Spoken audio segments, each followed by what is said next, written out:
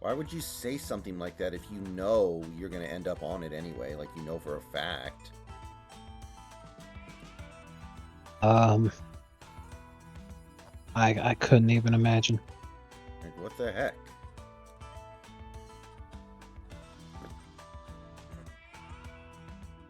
Hmm. Mark Cuban's trending. I thought that his name would have been mentioned in the thing too, because I would have figured that's why it'd be trending. Right. But no, the reason it's trending is because he decided to go on a big Twitter storm rant towards Elon Musk, talking about how good diversity is for business. Hmm. Everyone's just like, "Hey, Mark, what businesses do you run that are successful again?" Jesus Christ! And of course, a lot of people talking about how Mark Cuban changed his name from something else because he's Jewish. Mark Cuban's birth name.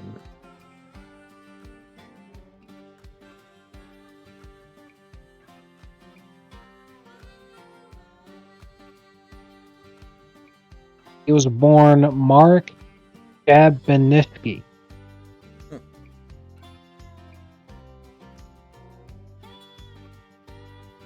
That's quite a name.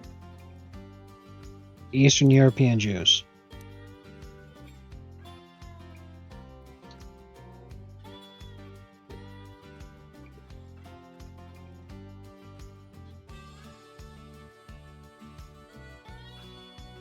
Hello, Austin. Welcome aboard. Okay. I think we're all set up now. So just stick Emerald Lake. We should just continue to stay there. Yeah. And do your best to avoid ever having to leave the place because the cost of travel is much more than the cost to just stay when you're already here. Yeah. Traveling there from the menu because you left is like $3,500, I think. But staying is $500 a day. It looks like that's all I had to pay, so I guess I did stay.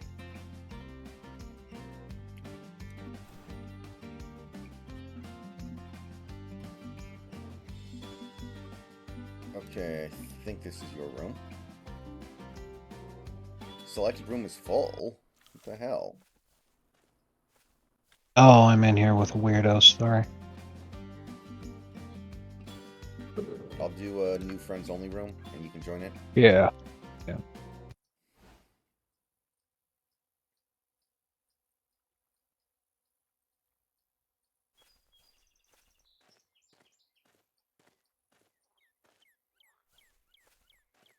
Okay. Yeah, there are other maps to do good farming and stuff, but it's pretty much just walleye until like level 30-ish. Right. I'm down with it.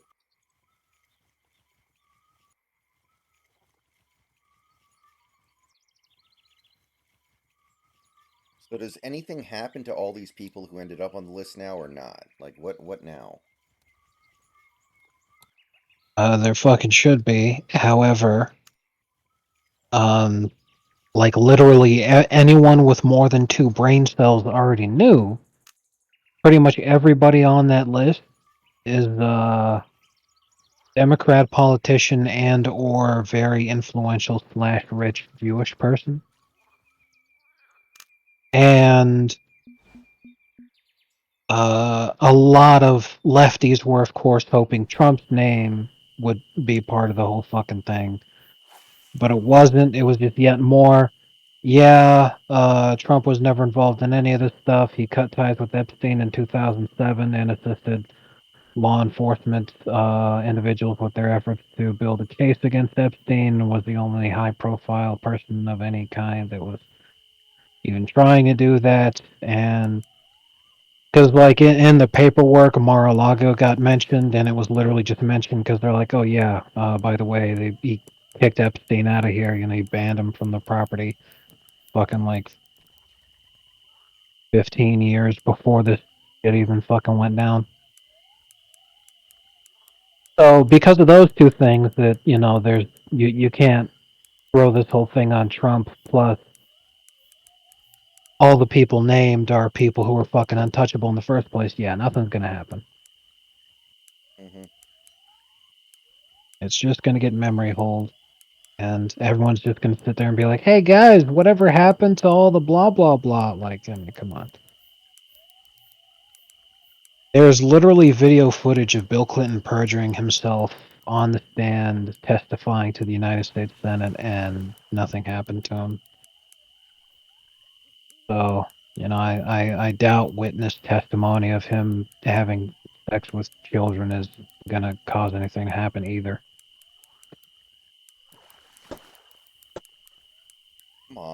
Come on, you little fucker. Oh my god. It just will not come out of the water here at the last second. It's just decided to turn into a little superhero.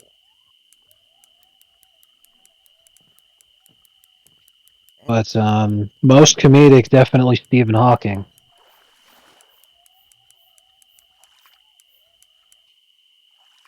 okay, what do we have here?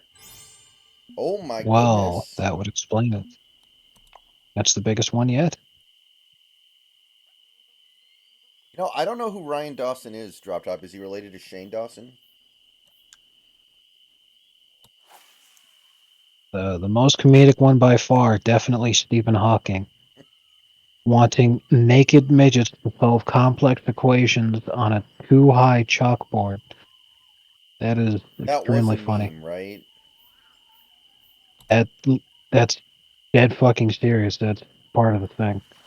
Okay, I mean, that's That really. That sounds like a bit. Like.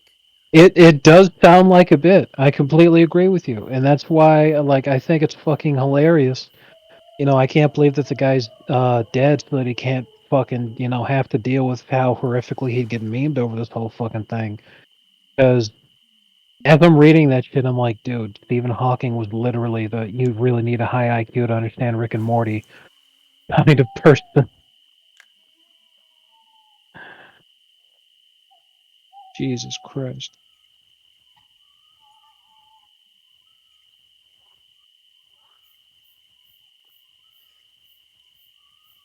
And who do you think would have broken your heart the most to see on that list? Now that we know it's out and now that we know who's on it and who's not. Um,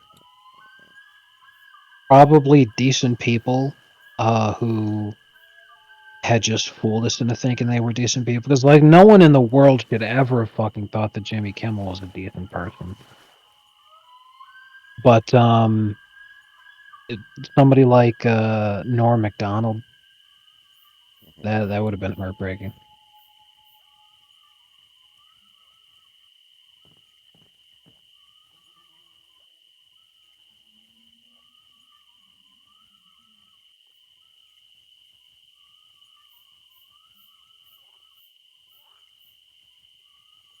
But with Jimmy Kimmel being part of the fucking thing, I'd love to hear Adam Carolla's thoughts on it.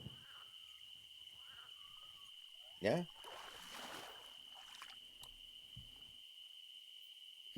What if somebody like LeBron was on it? It'd be hilarious. Absolutely fucking hilarious. But yeah, when you think about it more and more, it does make a lot of sense for Jimmy to be there. Because his first mainstream show that he was on was the Man Show, which is super not PC, and where he did a lot of the stuff that he gets shit over to this day, like blackface Karl Malone, that Yeah. kind of stuff. So right around the same time, all of a sudden he begins dating one of the most influential Jewish females in show business, Sarah Silverman, and he also gets his own late night talk show. It's like, what the hell's going on here? Well, he made friends with all the right people because they met each other over at Epstein's Island.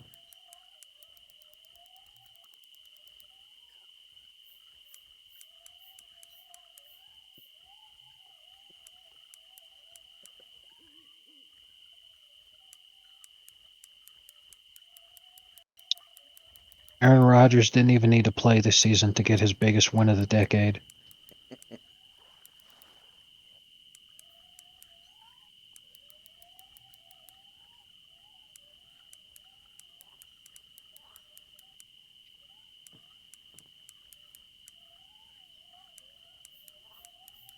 Aaron Rodgers' post-football playing career is going to be very interesting. I will say that. I have no idea what he's going to do.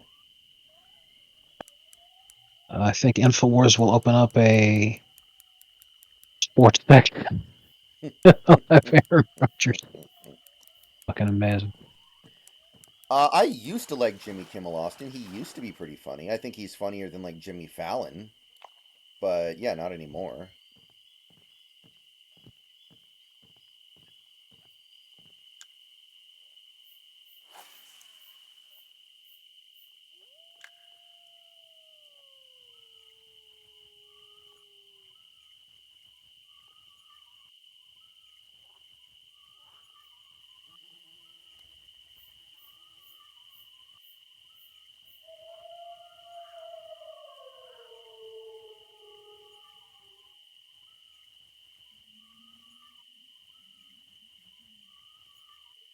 Oh yeah, there are people on the list who were fighting against Epstein, I think. There are definitely people on the list who, you know, are not who were not partaking in that. Yeah, There are victims on that list. Some of the people on that list are right. victims. Right. Yeah, doing a control F and searching for a name does not mean that getting a response back means that they were a creepy sex pervert who's diddling kids Mhm. on the island. Names are mentioned in that report for a number of reasons. Like I brought up Trump, he's mentioned in the report specifically as being someone who is anti-Epstein and who fucking shit-canned him from Mar-a-Lago and was working with the state's attorney to try to build a case against him. So some people, they control F and they're like, look, Trump's name pops up. We told you. It's like, yeah, read the fucking thing. What's he in there for? Whereas, Stephen Hawking's name showing up in there is not good for the Hawking estate.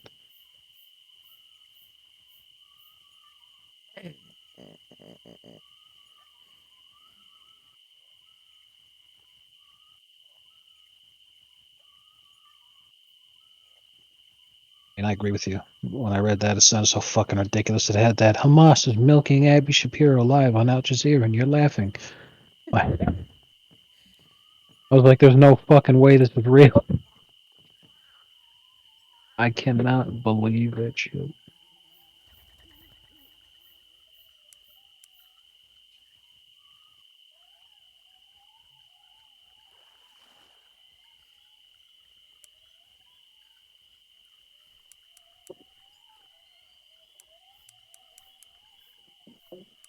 What if Boogie 2988 was on the Christ. Epstein list? To be fair, I don't think it would be physically possible. I think the sheer logistics involved would end up killing the child. Hey, Dalens18, welcome to the stream. How you doing tonight?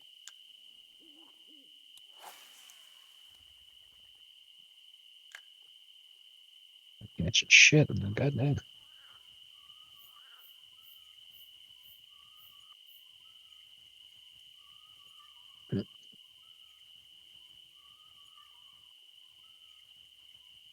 As I've been playing Red Dead 2, I gotta say, I kind of enjoy the fishing mechanics in that game more than I enjoy Fishing Planet.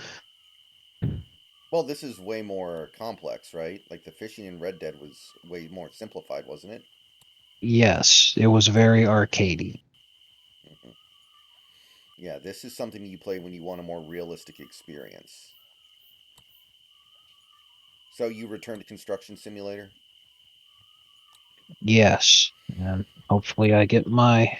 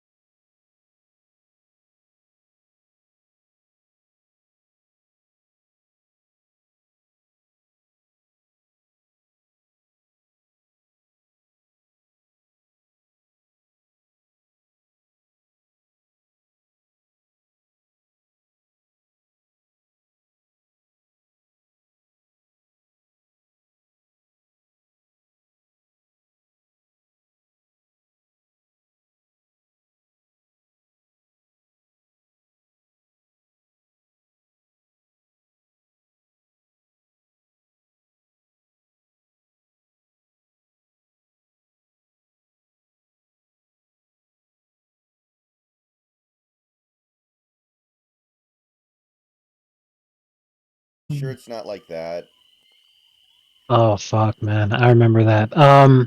The only thing I can say is that the same sources that have been discussing a lot of the stuff that's in the thing posted that shit about Stephen Hawking yet, Hmm.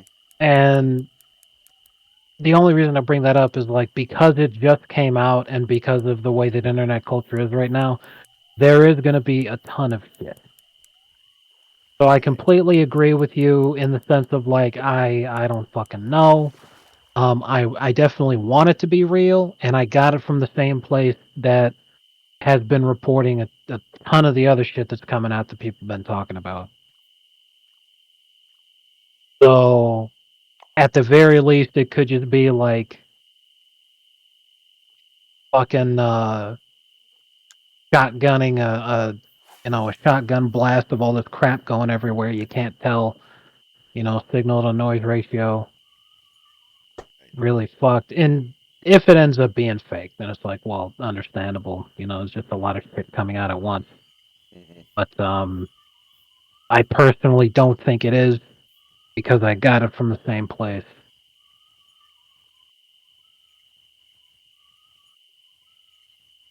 But like you said, it's so ridiculous sounding that I wouldn't be surprised. But Hawking is mentioned in the thing. Hmm. His name does come up in that.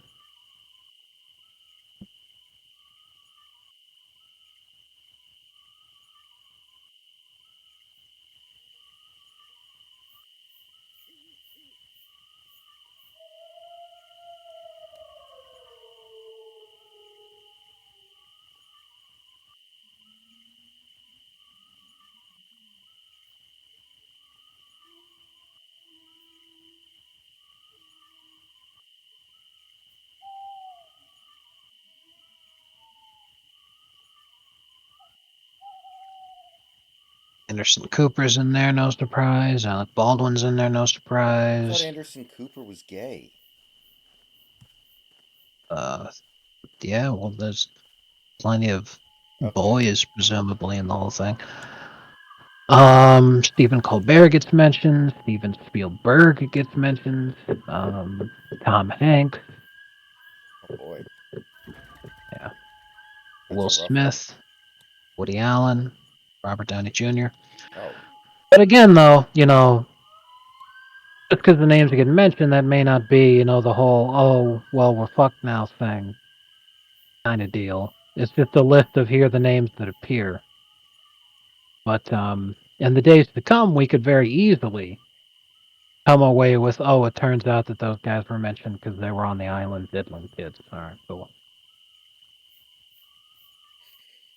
it feels like this whole thing should be a much bigger deal than it is. Like I'm not getting the sense that this is being treated as the seismic shift in Yeah. the world that it probably should be. Yeah, no, I completely agree with you. The kind of shit that I've seen trending on Twitter over the last couple of months with like over 1 million fucking trending hashtag whatevers, versus this, which is trending with like not even six figures. I'm like, what the fuck? Hmm. I think my reel on Instagram ranking Seahawks 2013 draft picks with memes might have more hits views than that. Seriously, That Jesus. that fucking thing blew up. Like I get short form content now. I did not think my short form content would do nearly this well. Yeah. But it is actually a huge asset. Like Yeah. I literally I mean, I just made an Instagram account a couple days ago and my reel already has like 17,000 views. nice.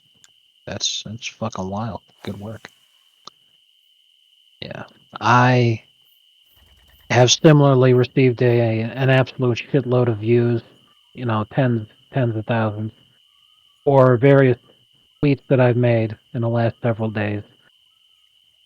All I've been doing is just reposting shit that I've seen over the last fucking decade or so. But there's just so many Zoomers and Gen Alpha kids that like they haven't seen the same shit I have.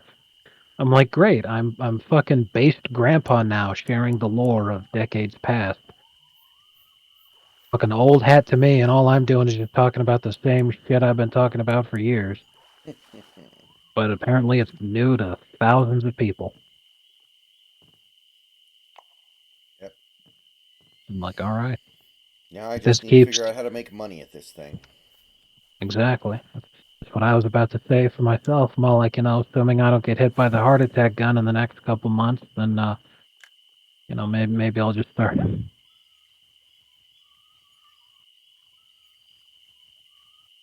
filling water filters or something. Need a glass of caveman, the bone broth.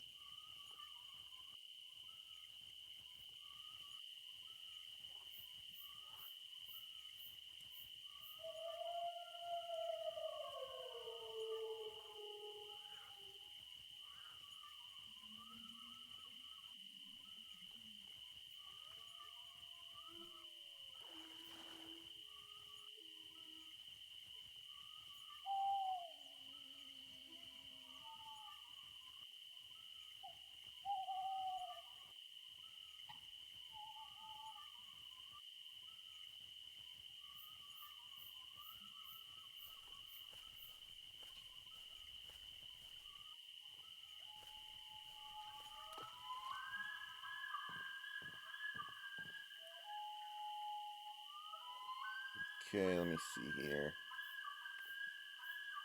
Chat GPT. I'm gonna go to Chat GPT. Uh oh.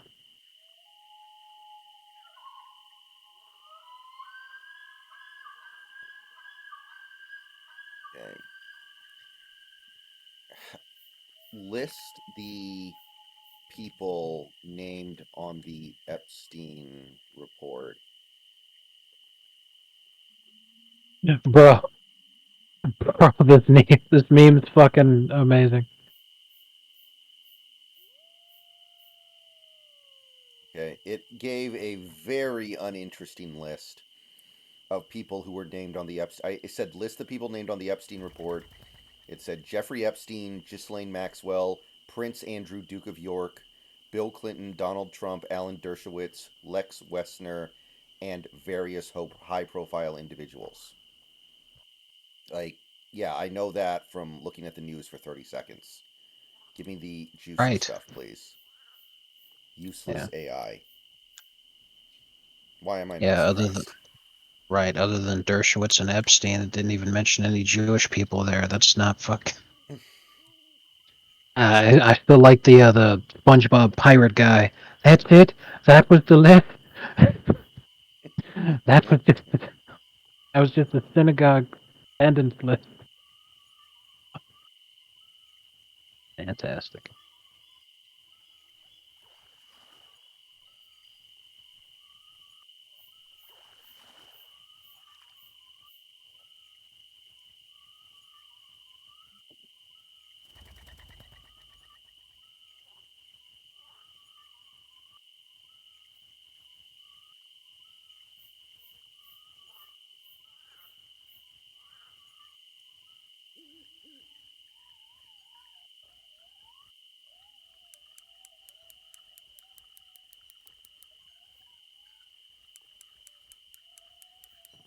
I think Mr. Beast isn't on there.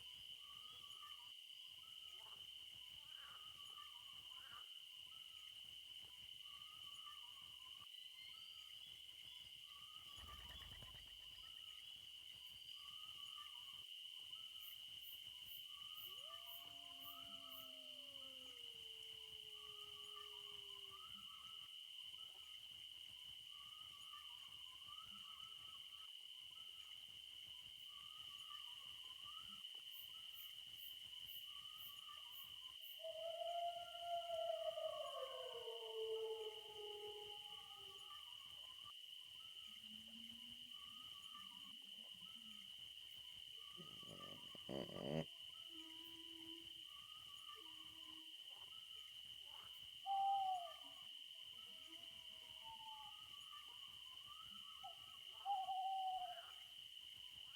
Shit, in the fucking court case, against Ghislaine Maxwell, Jimmy Kimmel gets mentioned in 4 docket entries. Is he like best friends or something? Goddamn.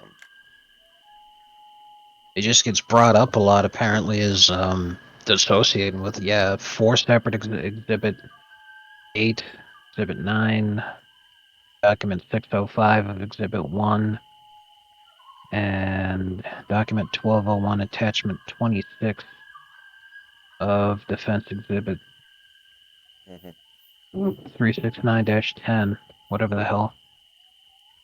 Anyway, yeah. Getting brought up a fair deal for a guy that wasn't involved. Yep. Jesus. I wonder if Jada will divorce Will now because of this. I'm sure Jada was part of it also. Mm. However, the long-standing theories that their marriage has been a sham from the start because Will's a closeted gay would explain a lot.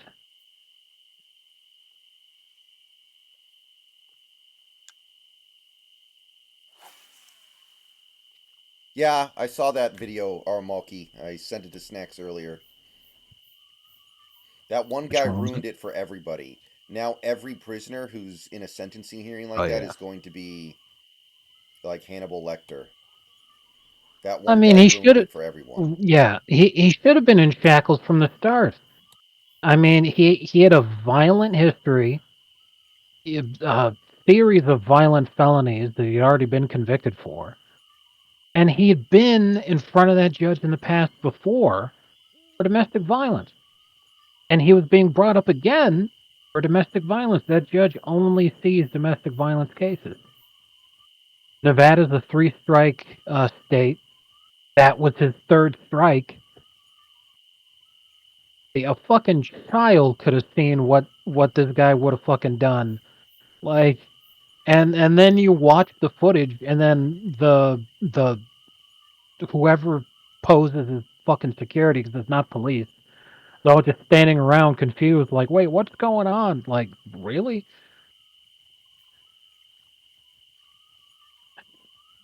There's a reason cops used to do this. Like, why the hell they start hiring it out to fucking mall cops?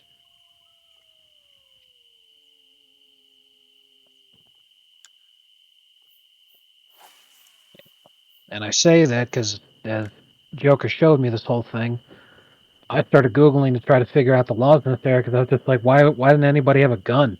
Why didn't the guy get shot as he charged the bench like that? Is because the state of Nevada and several other states, including California, they don't use police as bailiffs anymore. Bailiffs aren't even a thing anymore. They use private security. They use security guards. They outsource the whole thing from security companies, and these guys are not allowed to carry firearms. They're the same fucking companies that you get mall cops from. So, like, Jesus Christ.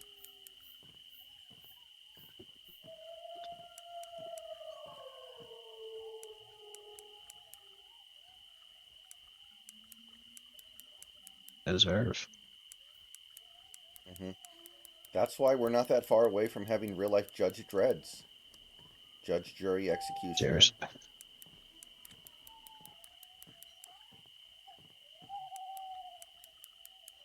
Shit, dude, if I was a judge, I'd have a piece on me. Like, Hmm. you're handing out sentences that functionally end people's lives. Back in the day, judges definitely used to have pieces on them because of exactly the kind of shit they're like. Jesus.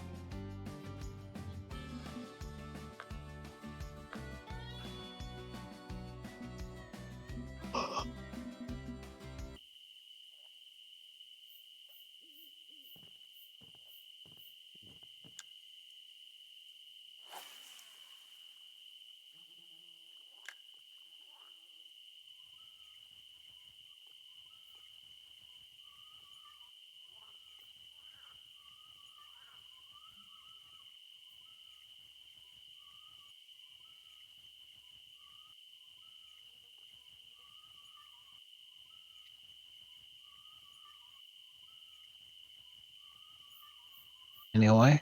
Hooray for Tua for having the second most Pro Bowl votes.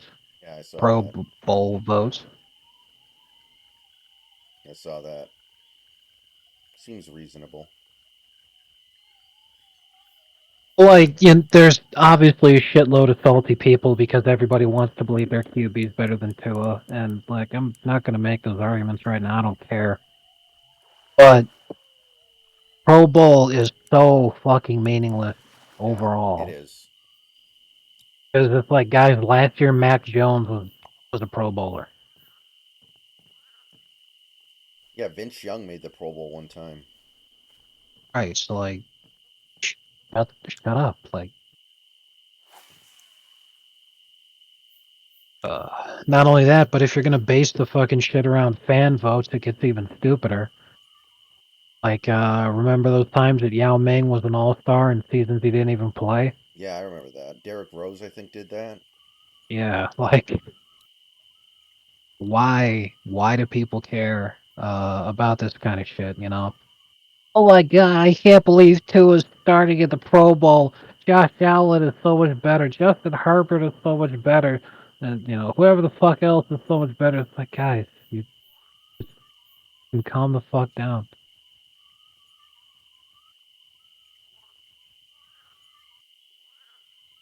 You know? 'Cause I mean, when the All-Pro selections get made, I would love to see it, but I highly doubt that Tua would be first-team All-Pro. Yeah, that's probably not happening. I'm sure Lamar's E- gonna sweep. Exactly. So, like, whatever.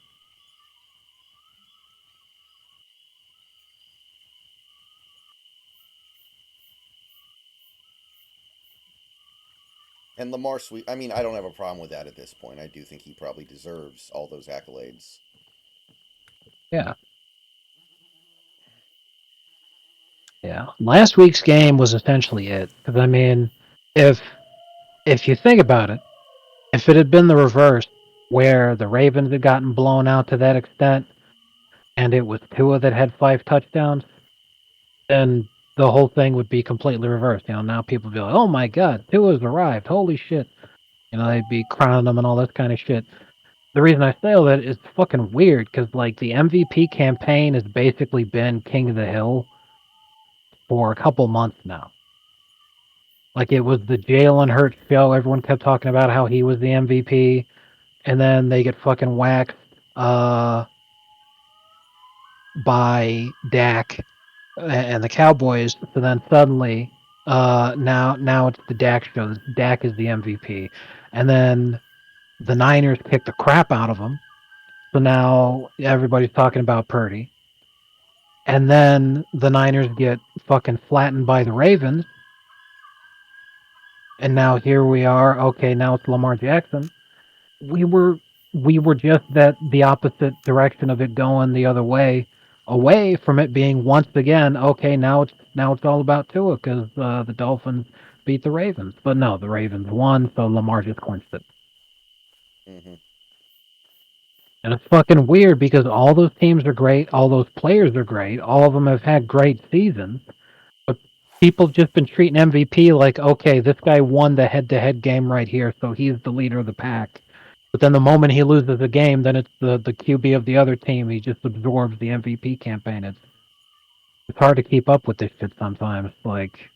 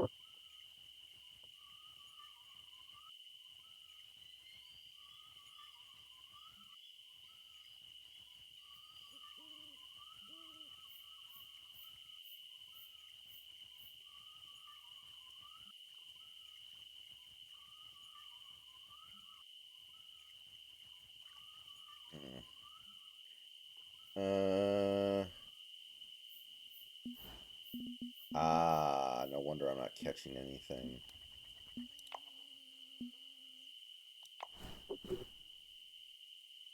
Should make everything a little bit better.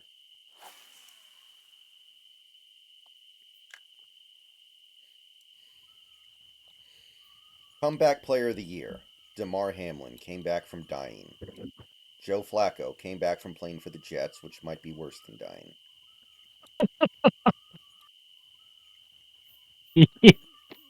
Oh man, that's fantastic. I think the punchline worked better if you removed that last sentence, though.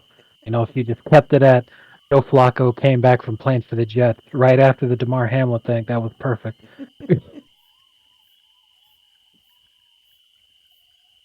Hmm. Fucking great. But no, I definitely think that Flacco deserves it more than Damar Hamlin. Mhm. As yeah, Damar Hamlin, yeah, he did come back from literally almost dying on the field. Okay, that's great and all, but what Flacco's doing is way more impressive. He's in just a few short games and like doing this for like a third of the season. He's already a top 5 Browns quarterback ever at 37. That's pretty fucking incredible. It is the most fun story of this season, I think. Right. So Damar Hamlin, you know, you can't belittle what he did. You know, he came back from almost dying. Flacco, what he's done is he's brought a franchise back from almost dying. That's way more impressive than just one person.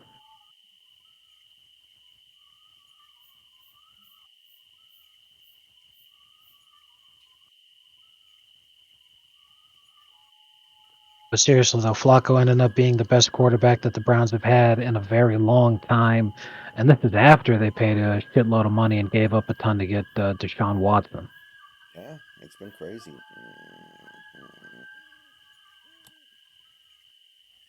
It's like, man, you know, it looks like Flacco deserves those fucking celebratory massages.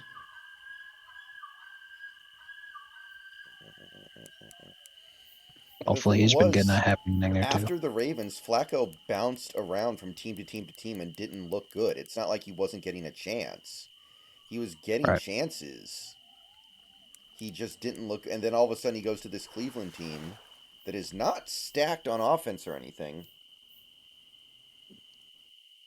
And suddenly he looks great again. It's bizarre. Right. Yeah, I remember Flacco being on the Broncos back when the Broncos had Drew Lock, and this was still when they were doing the Drew Lock experiment. They thought they drafted him to be their guy, Hmm. and you know, Flacco looked like he was in the way of that. But funnily enough, even then, Flacco was still better than Drew Lock, and Right. that was the huge fucking red flag about that kid. Mm.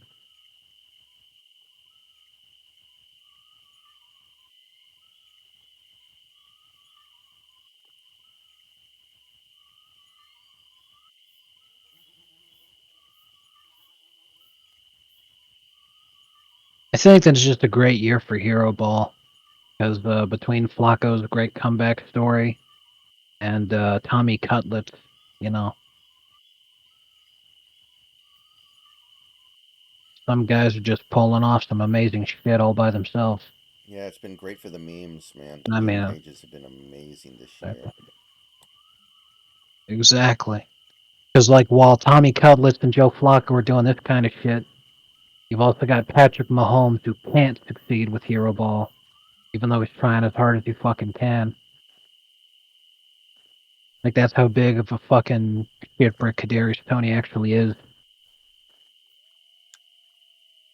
Earlier, a couple hours ago, I saw somebody tweet Jalen Milroe with the game on the line against Michigan, and then they posted the clip of the dude jumping over the bench to attack the judge.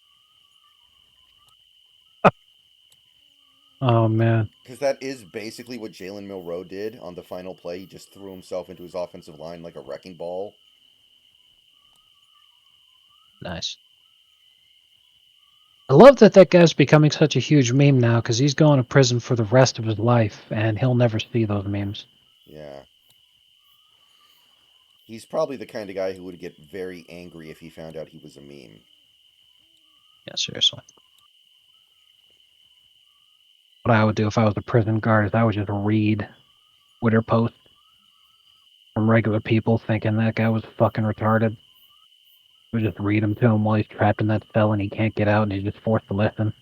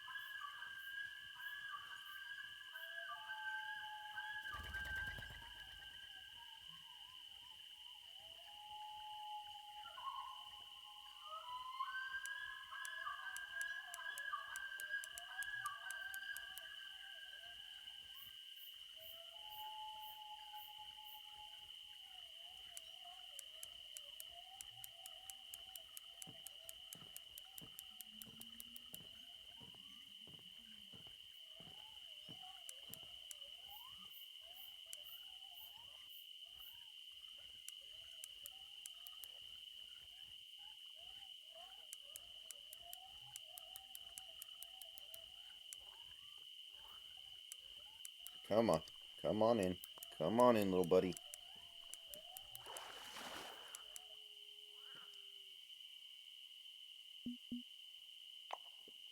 You know what's really impressive though with the Eagles' complete collapse? Mm-hmm. Everybody went from talking about how Jalen Carter is a generational talent and is completely transforming, uh, that Eagles defense all by himself, and holy shit, this guy's like the best defensive lineman that we've seen in a hell of a long fucking time. And like, he's still a good player and everything, but the Eagles' collapse has been so massive. The guy who spent 2/3 of the season being talked about like that is now not even considered Defensive Rookie of the Year anymore. Yeah, I mean, he and Witherspoon ended up being the same guy. They're both really good players on terrible defenses. Yeah. Teams that have a lot of talent, but can't really seem to really get it together because of how dog shit the fucking coaching staff is. I'll be right back. Yep.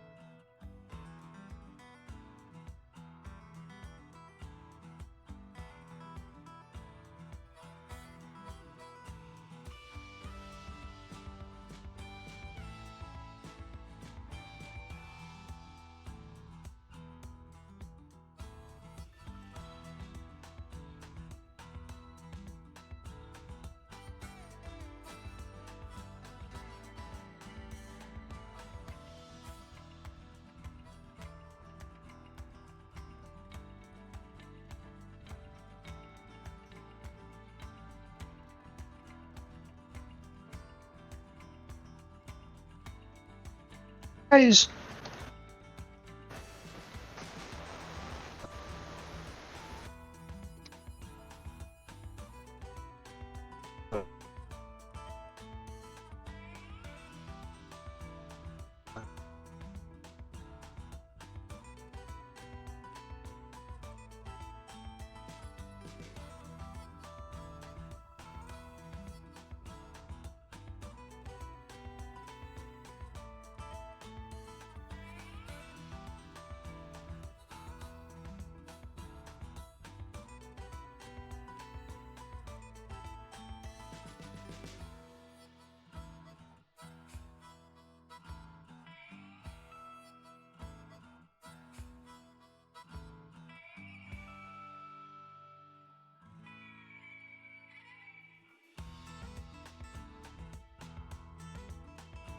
Mhm.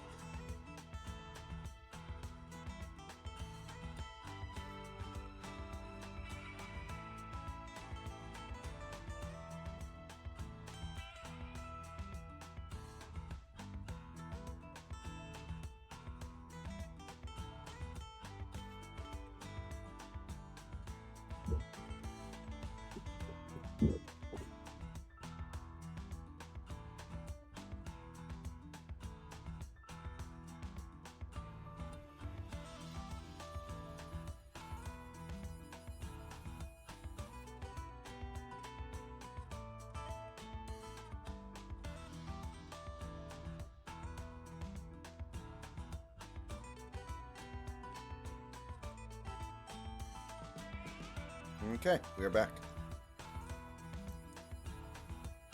Welcome back, everybody. Welcome back, Snacks. Oh, did you see the new Chappelle stand-up, Snacks? No, I haven't watched it. Mm-hmm.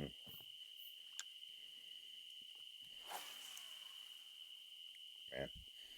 Every time I'm scrolling through Instagram and it decides to recommend me a bunch of viral posts on Threads, every single post is just cancer. It's bad.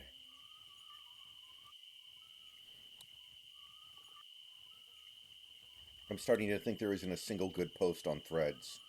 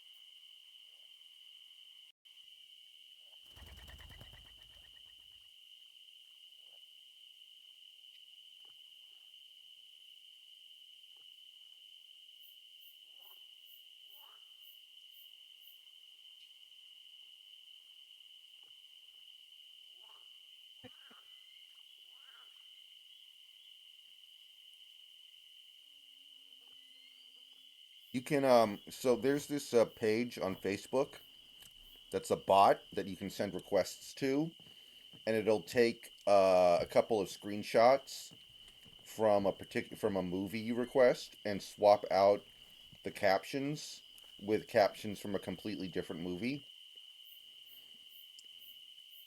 So somebody did Jack and Jill with Dawn of the Dead and made this.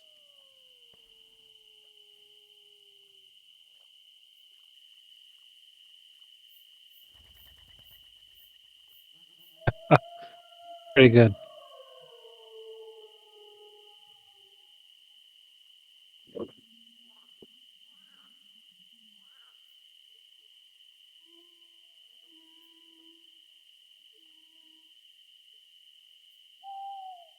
Dunkachino?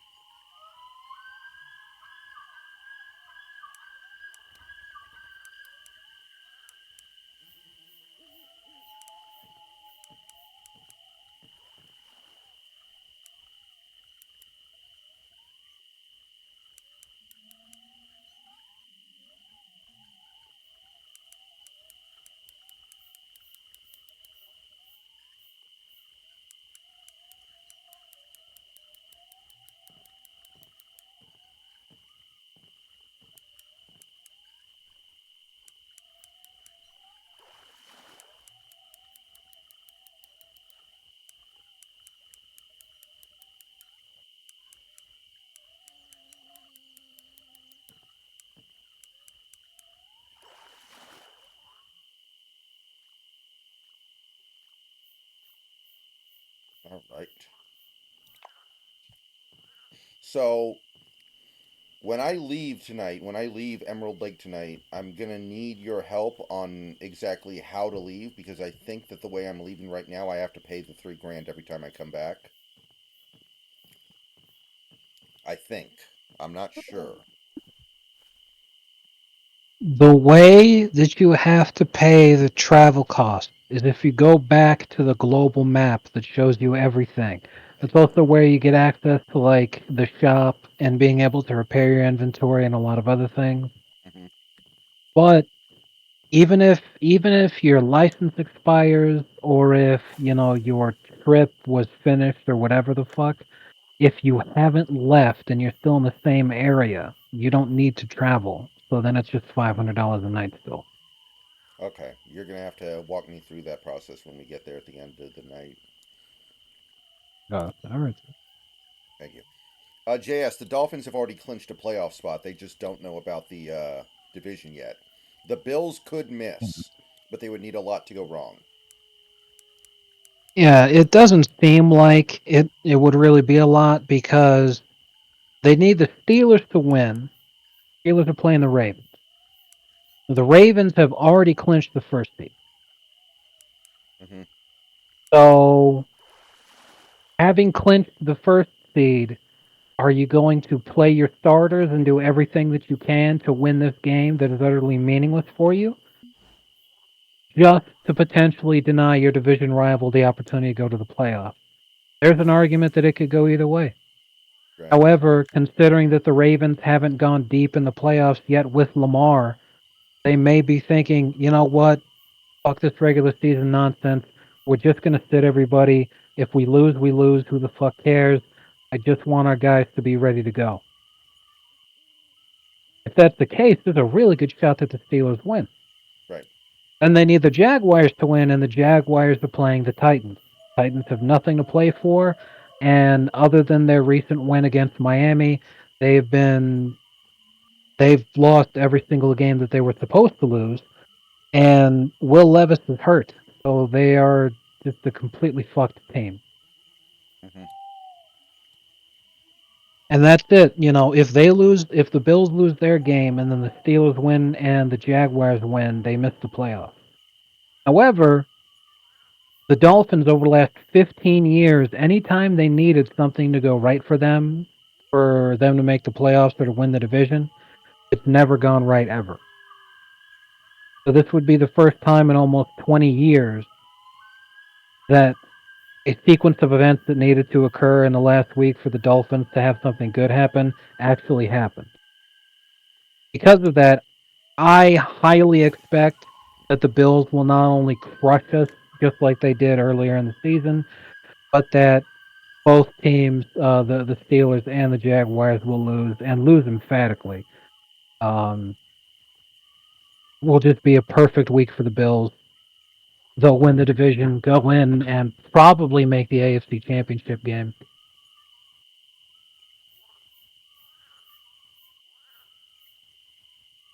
Yeah. It's all because Sean McDermott praised Al Qaeda. Exactly. I mean, you know, ever since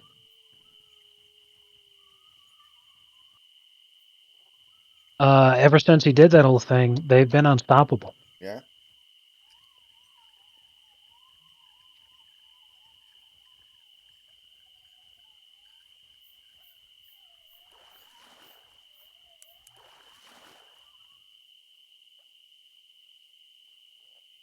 Shout out Kadarius Tony for handing it to him, though.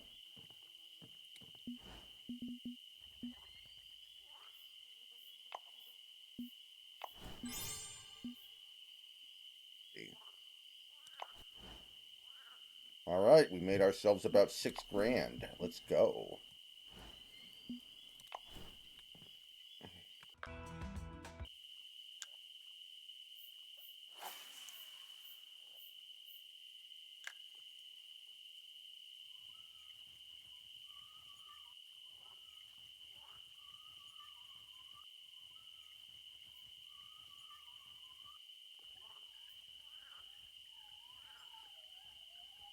Yeah, I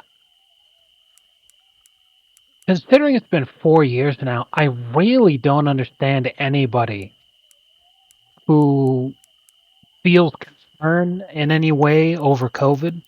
Hmm.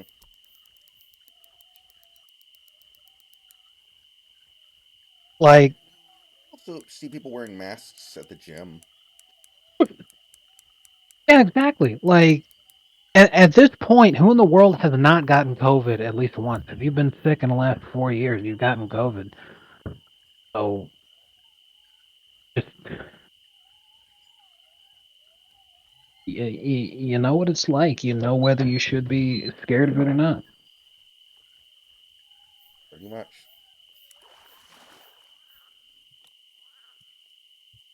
And Yeah, if it was Santi, something I've for you to seen be, that subreddit. I've seen that subreddit. I which can't. one? You female corpses? No, it's called like Zero COVID. Basically, it's a bunch of people who literally never leave their house and haven't since COVID started, and like they're proud of themselves.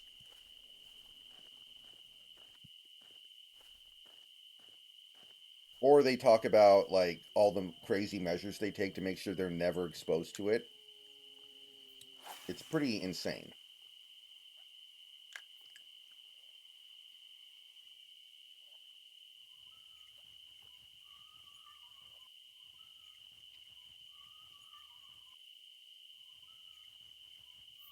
At this point, why the fuck would you?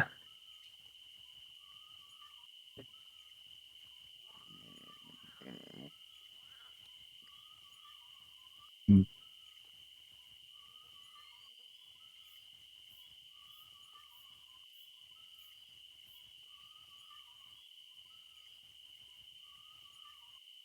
Ah,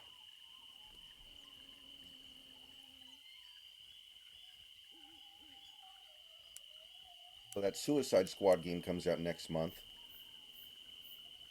Yeah, I could not care less about that at this point. Not a It lot of looks optimism, like absolute dog shit. That's right. but we'll see. Maybe it'll be better than Gotham Knights at least.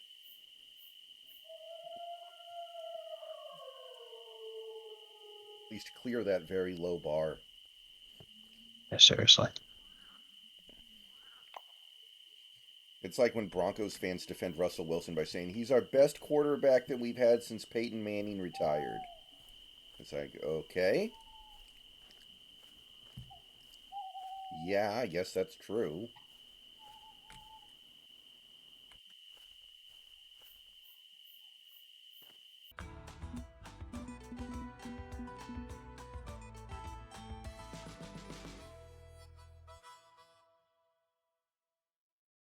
Mm.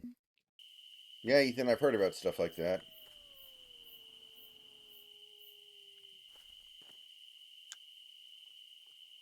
Rich people can do that anyway. Just do that anyway, though.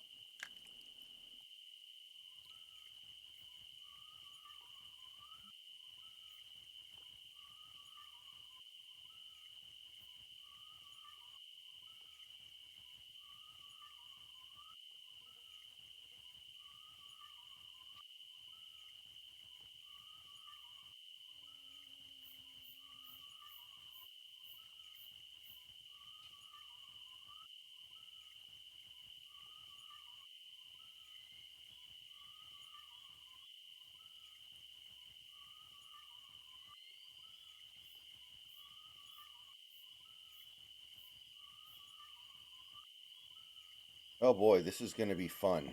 So, Caleb Hammer released a new episode earlier today, and I haven't watched it yet, but I see the thumbnail, I see the title. It's somebody who went into bankruptcy, spending all their money to transition. Oh shit. This is going to be very interesting to see what direction he takes. Yeah, you love to see it.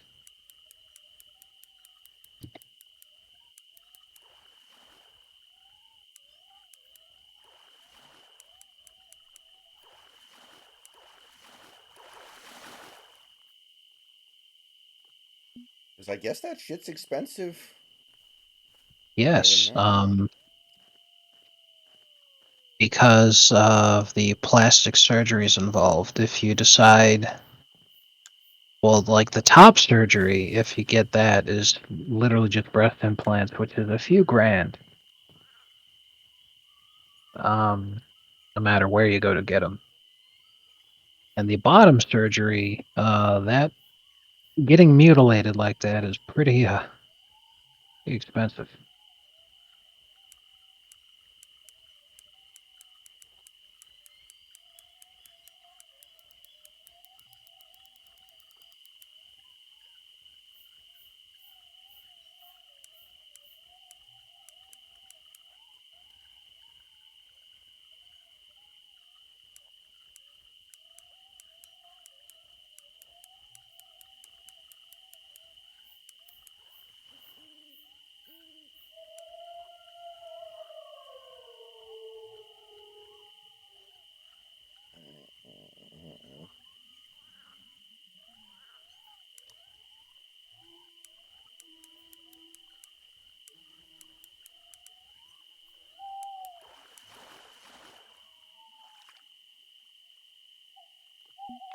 Very nice.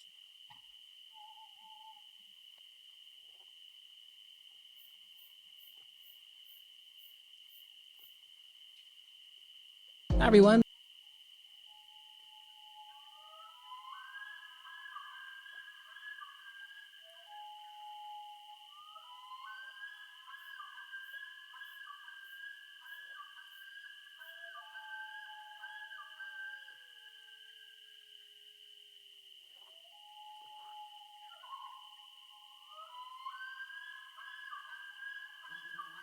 Yeah, and this lunatic decided to get the fake tits in question. So yeah, Yeah.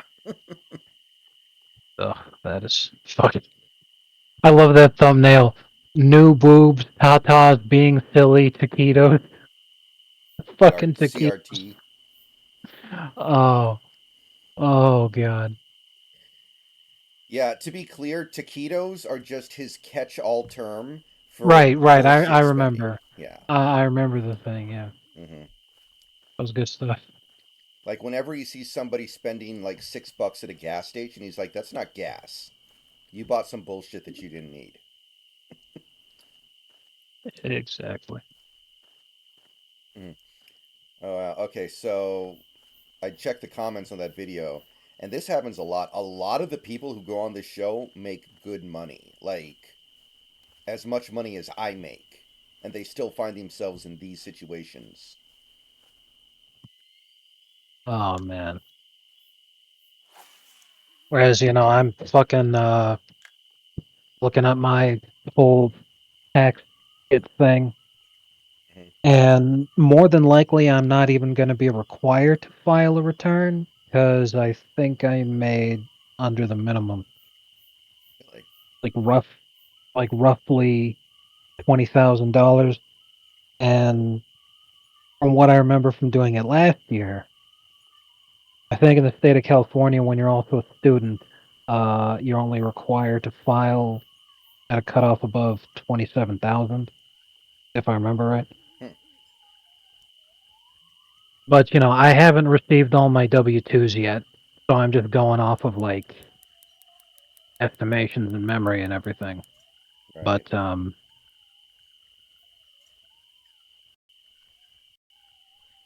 that helps put things in perspective. The way that you put it, that they're making as much as you are, and they're struggling like that. Yeah, he's even had to tell a couple, look, dude, you just have to declare bankruptcy. There's no way out. Like, there's no way for you to do anything other than declare bankruptcy. And like, one guy he had on was what do they call them? Like a water heater salesman who works on commission, and I think he made like minimum. I think it was like $2,000 a week. Nice. But he had done shit like he had a company car that the company would let him use for work, but he still went out and uh, got a Ford F-150 truck, Yeah, that shit like tracks that. 1,000,000%. Right. Hmm. Yeah. That's something that always bugged the crap out of me when I was working in construction. I hated it because it drove up the costs because it drove the demand was so high for people to buy trucks. I wanted to get a truck because I wanted to actually use it because I worked in construction, but I couldn't afford it because trucks are so much more fucking expensive than a regular car Oh yeah. because the demand is so high. Hmm. And it's because of cocksuckers like that who work in a fucking office and their truck will never see mud in its life, never has to haul anything ever. It's just, what's currently in vogue and is looked at as being a big space fucking tub of shit for you to ride your family around in. And I'm like, well, goddamn, I wanted to fucking use this for its actual purpose, but I can't. Yeah, and one guy was Oh, like a yeah. service plumber, and those guys make way more than I thought they would have. Yeah. That's the thing. When you work in the trades, any kind of trade, that is construction adjacent at the very least, if you're just starting out and you're somebody with only a couple of years experience at most, you will make barely above minimum wage if you're lucky.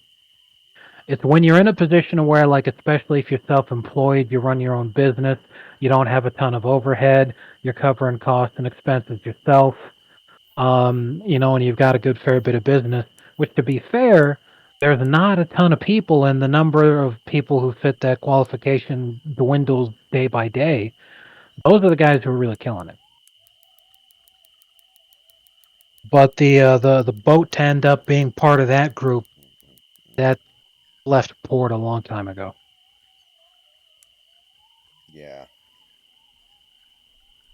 Feels fucking bad, man. But anyway, yeah, what's really weird to me here, seeing this new Caleb video with the trainee, um,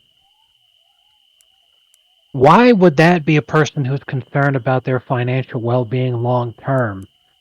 I give them maybe 5 years before they rope. I mean, Why would they be yeah. For whatever it's worth, this one is successful. She makes a lot of money working finance, which makes it all the worse that she put herself in a bad financial situation. Yeah, for real? Like, you work in fucking finance. Then again, I guess there's a saying like salesmen are the are the are the best people to try to sell to sometimes.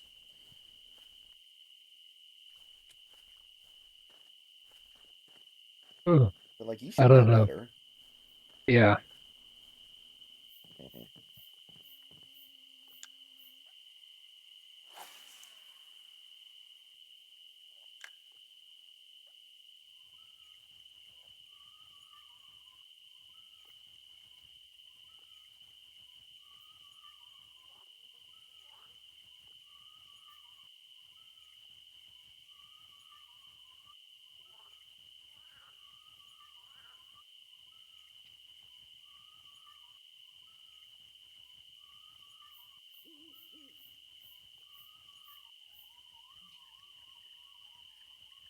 One thing I found fascinating is how companies are so pissed at work from homers just because they don't buy $15 to $40 lunch. Why would the company care? Are they buying it from the company? That doesn't make any sense. They're going out and getting that shit at like fucking Five Guys.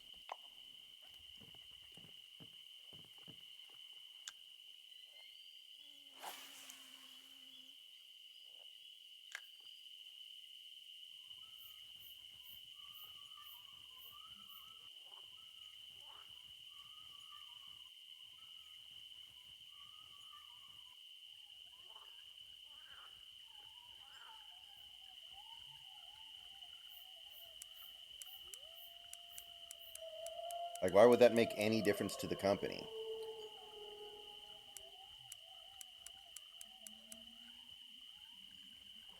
There's some deals in place with rental officers and general numbers that make up the. Okay, I can see that.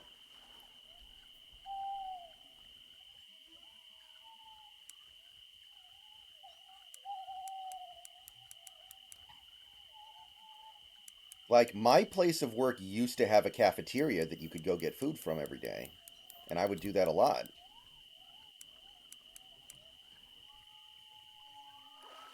So I could kind of see it there, but I don't think my company was making money on that. I think it was just a way to keep people in the building during work hours. And maybe they broke even or something.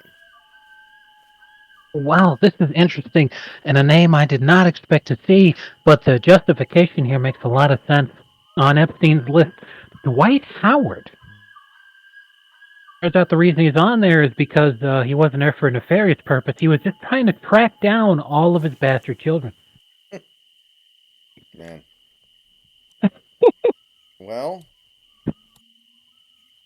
Could you fucking imagine he just shows up the island one day? He's all like, "Yeah, I'm looking to see. Do you got any of my kids here?" I just ask that question everywhere I go, and I usually get an answer. Jesus.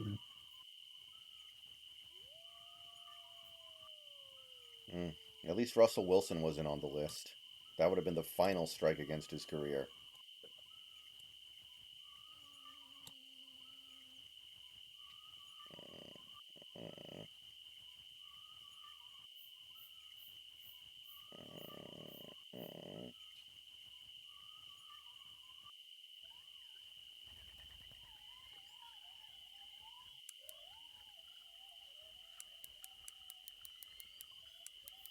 So Wilson frequently a guest at Epstein's Island, there as protesting, saying, "Why would you go inside the building to have sex with children when you could be out here having sex with my wife instead?"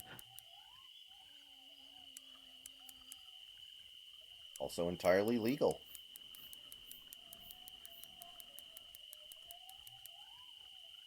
Russ only requested he be allowed to watch while dressed as Superman.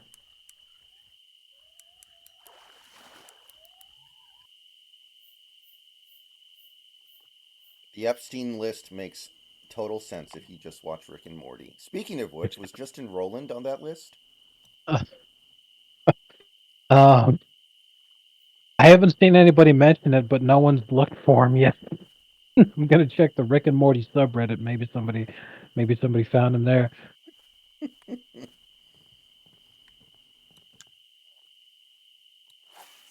Or J.K. Rowling, is she on there?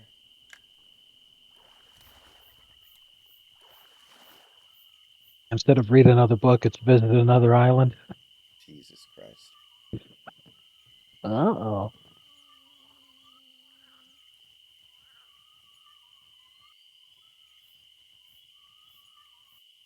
4.12 pounds. Very nice. Well, maybe one day we'll get to the point where we're able to catch a 14.88 pound fish.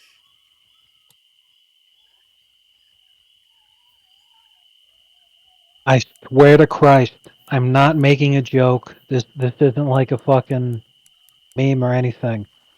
The very first thread on the Rick and Morty subreddit that I see is literally a meme about a guy trying to convince his wife to use a strap-on on him.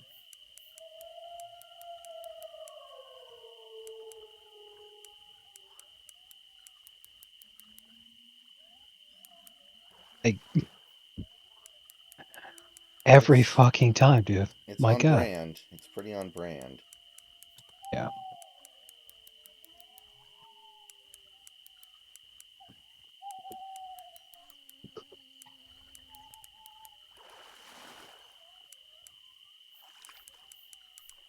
At my local card shop, they were selling Pickle Rick action figures once. I almost bought one just for the just Yeah, I remember ironically. that. But I figured even when you're ironically a consumer, you're still being a consumer. You know? Exactly. Not only that, but if you're gonna be carrying around a Pickle Rick action figure, you got to hold on there, Slayer. You got to leave some poon for the rest of us. Yeah, Well, and JS, it doesn't really Bogart matter it what all Snacks yourself. thinks about that. They've admitted they are, right? Like there was that guy who worked. Like I don't think Snacks even needs to have an opinion on that. It's literally the guy, the Pornhub guy that they were interviewing, admitted that they put gay stuff in Oh the yeah, algorithm to. right. I Can't remember who it was. I want to say O'Keefe, but it's not like Project Veritas has the monopoly on undercover journalism. Right. But it was undercover journalism with the high up Pornhub executive, and that's what he said. He said in the algorithm, with the website, they put a lot of trans and gay stuff in the algorithm specifically to just flood your porn feed with that, so that cum-brained dumbasses in the middle of their goon session begin to associate seeing stuff while having their hand on their dick, and then over time, the hope is to convert them to being gay Mhm. I wonder if it or actually making them. works. Well, a number of trans people do admit that if it hadn't have been for consuming large amounts of porn, they probably wouldn't have realized they were trans. So I 100% buy it.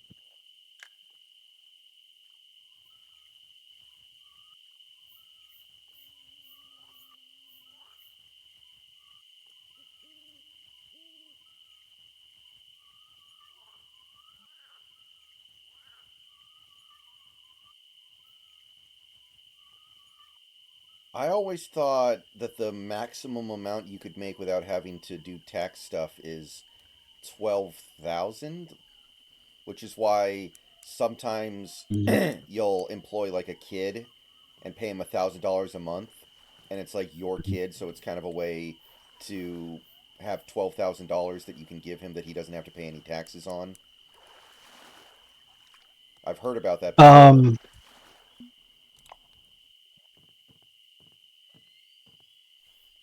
I don't know what specifically it is I brought up. I think that the number there's more forgiveness involved if you're attending college at the same time. Yeah, yeah, because like what some fathers will do if they work at home at like an office, home office, they'll have a kid and they'll be like, "Yeah, I pay the kid $1,000 a month to like take out the garbage and organize my files," and because it's only $12,000 a year, they pay zero taxes on it. So it's just kind of a way to get the kids some money and not have to pay taxes on some of the money that you're earning because presumably you're making money Right. from some company and then you're just kind of rerouting a little bit of it to your son. So it's just tax free. But I guess this is a little bit different. 27, huh? Okay. Well, I can't say specifically because I'm trying to remember from what things were last year. And last year I did file a return because I made an excess of that. But I remember as I was reading it said, okay, here's the cutoff point for if you would need to file a return.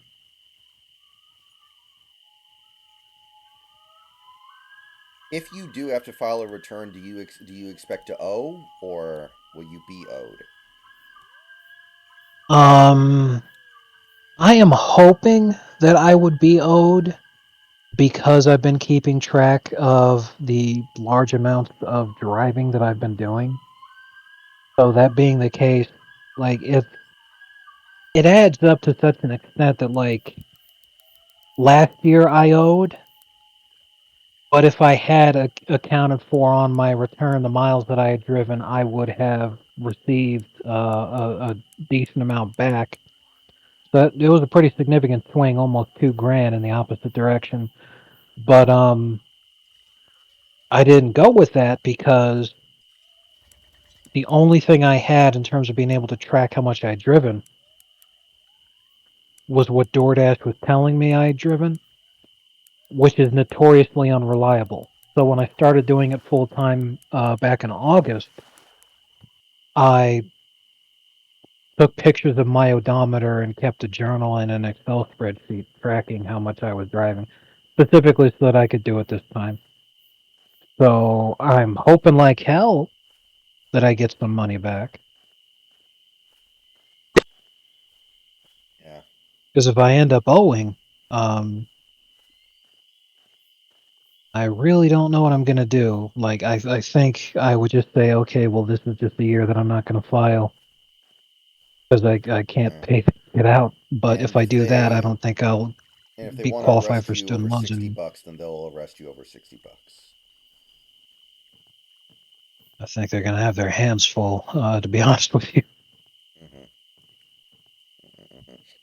Yeah, in the Boogie financial audit episode, he said that he didn't pay his taxes last year. Well, now 2 years ago because it's 2024 now. But he said he didn't pay his taxes 2 years ago, and he was just like, "Oh, the IRS doesn't really care. They'll come knock on my door when at some point, and then we'll figure it out." But he said like, "I've owed the government money before, and they're very patient. They don't really care that much." And Caleb's like, that's not been everybody's experience." Right. It's like it depends entirely on who you are and how much you owe. You Yeah, know, I think he said if he you're owed if like you're 900, so he was like, "I'm not that worried about it," which is fair, but you don't want to fuck the IRS. exactly, because you could get away with it for a while, but not forever.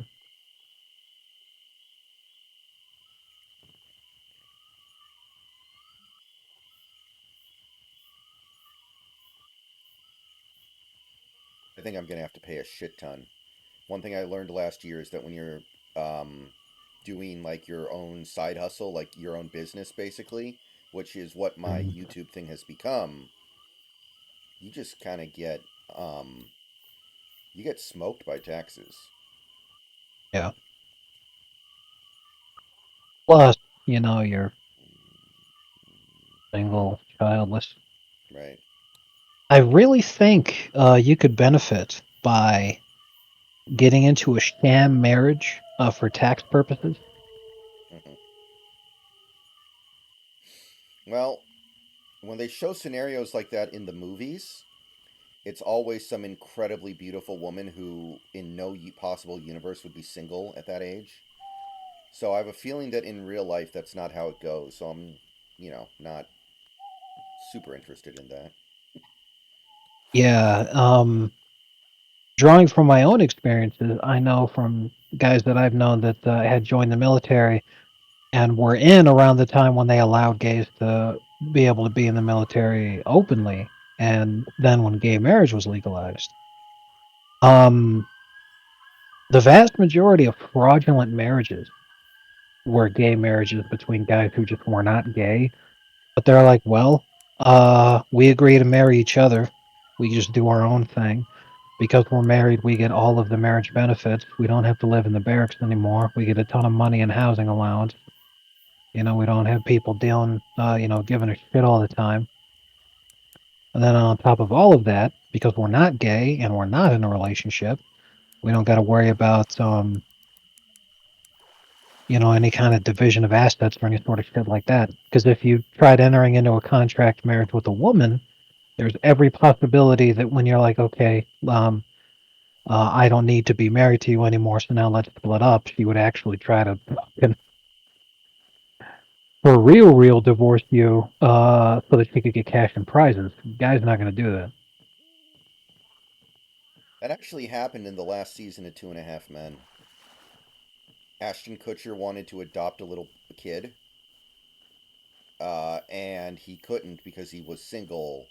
So he and the other guy pretended to get, oh, well, they did get married, pretended to be gay so that they could adopt a kid, and then they got divorced right after the adoption.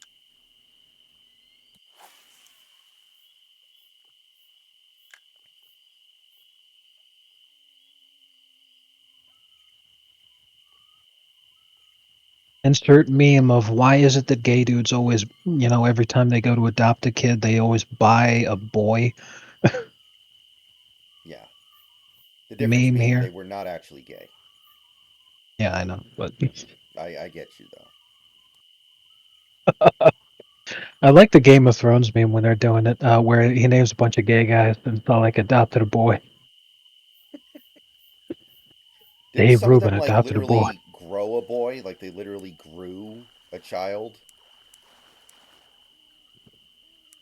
Like, Um, there was, like, that thing about how, like, I guess Shane Dawson and his boy and his husband or whatever, like, they'd basically grown, like, 10 kids in 10 different, what do they call it when a woman's just using their womb to grow a child? the surrogate. The surrogate. And they just picked whichever one they liked the best or whatever. It was like some really weird, fucked up meat market type thing.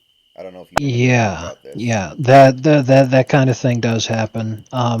The surrogate doesn't give a shit as long as she's getting paid. Right. Um, the kids who weren't wanted, I guess, just get sent to an orphanage. Or a Nice, coal nice mine. life, kid. Yeah, seriously. Uh, hey, nice life to look forward to, there, kid. The whole reason you're here is because two gay dudes wanted to molest a kid, so they decided to fucking grow one. And good news is you technically lost, which is actually winning. But Yeah. I was here's about the to booby say, prize. an orphanage beats the hell out of being Yeah, Shane Dawson's kid. right. But here's the booby prize is now being an orphan because no one in the world wants you, and And that's Brad Pitt and Angelina Jolie will adopt you. yeah, seriously. That's what's the worst fate? Um, to be adopted by a gay couple, or to be adopted by somebody like Angelina Jolie, where the whole purpose of your adoption is so that she could raise a trans child. I mean, at least with Angelina Jolie, you grow up stupid rich.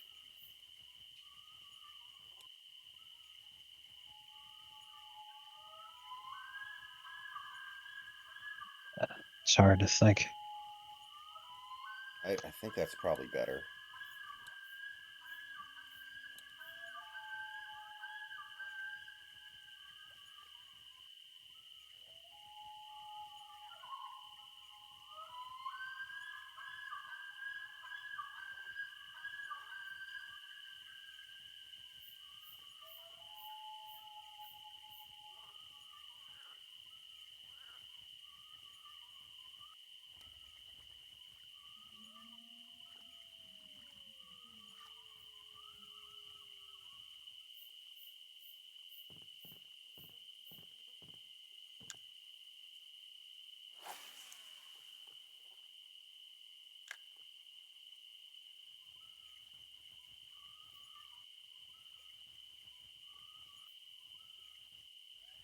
Ah, here we go.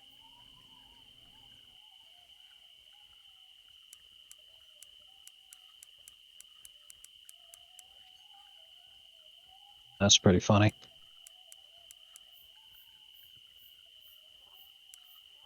You can tell who in our community doesn't watch the videos. You know, obviously they did at some point or they wouldn't be here, but like they've stopped. Hmm. Or they missed one or 'Cause- something. yeah, because like I'm reading in the Seahawks channel that Kyle is coming to the exact same conclusion you spent like an entire 15-minute video talking about. Here's why we're still gonna have to deal with Pete for a while because you know the sale of the team and all this stuff. Right.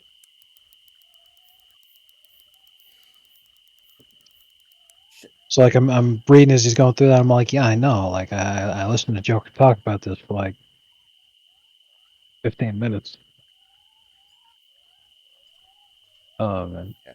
It's not exactly a new concept, but I think some people forget about it.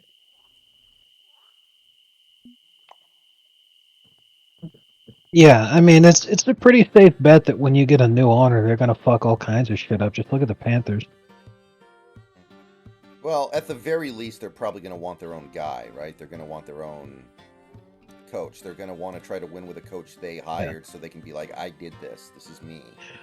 Right, and that's what I meant by fuck a lot of shit up. Is it's like pretty much nothing's gonna look the same. They're gonna change a lot. It's a pretty safe bet, you know, because of exactly what you said. They want to have their own guy. They want to be able to take responsibility with you know when things go right and when things go wrong.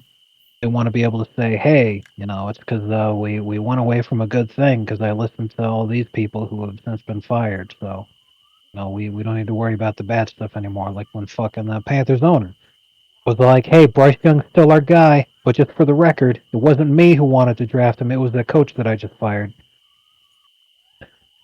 Yep. Did you see the thing with with the Panthers owner this week, by the way? He fucking threw a drink at fans or some Yeah. shit. Pretty fucking funny. Yeah, in a stack of shit, and I'm all like, "Hey, look, this is exactly the kind of behavior I would expect Yeah. from the Jesus Christ. What the I think fuck? I know where you're going with that. Why am I glowing? Actually, hilariously on brand. Given it automatically equipped the hat. Okay, I didn't know that. When you catch enough fish at nighttime, eventually you just get this hat for free. It's got a fucking flashlight on it. Nice. So I didn't equip the hat; it just automatically equips. Yeah. So Tepper got fined $300,000 for doing that, Isn't he which, a billionaire? yeah, um, for reference, is equivalent to fining an average American $1.16. Wow.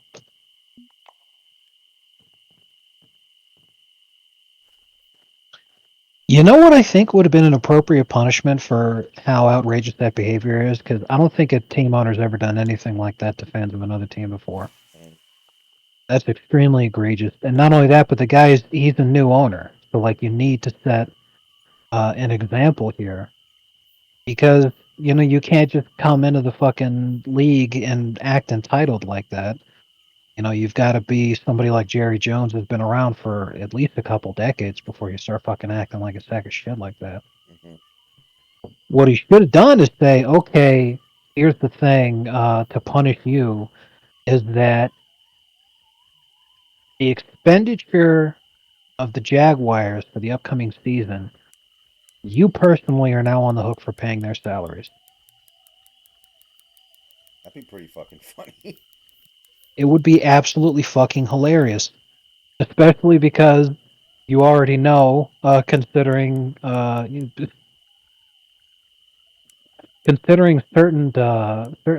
things regarding his character. The Panthers owner there, he would cut as many corners as he could in saving the Panthers money. Would he trade all the good Jaguars players to Carolina? Oh man, that would be pretty funny. But like, that'd be amazing. Just be like, hey, if you're gonna act like a shithead, then you're paying the Jaguars players' salaries next year. Just enjoy that. Oof. Because instead of a six-figure fine, what is effectively a nine-figure fine sends a much stronger message, don't you think? Yeah, definitely.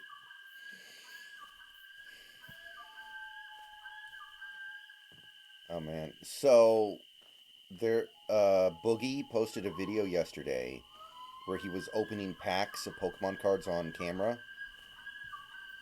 But I guess that's not cutting it anymore because now what he's doing is having his girlfriend come into the room and open the packs for him Oh on camera. no. And I'm like, this is the first step to Yep. OnlyFans. Exactly. Today He's it's he's Pokemon already. cards, tomorrow it's her thighs. Yep, he's already laying the groundwork for inevitably trying to solve his financial problems by pimping out this girl who, for some inexplicable reason, actually sticks around this piece of shit. I mean, 3 years from now, she's going to be looking back on her time with Boogie as the worst years of her life. Yeah. It might be too late.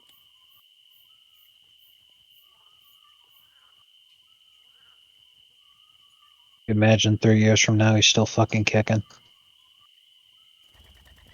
I mean, as much as he still overeats like crazy, the surgery did do its job.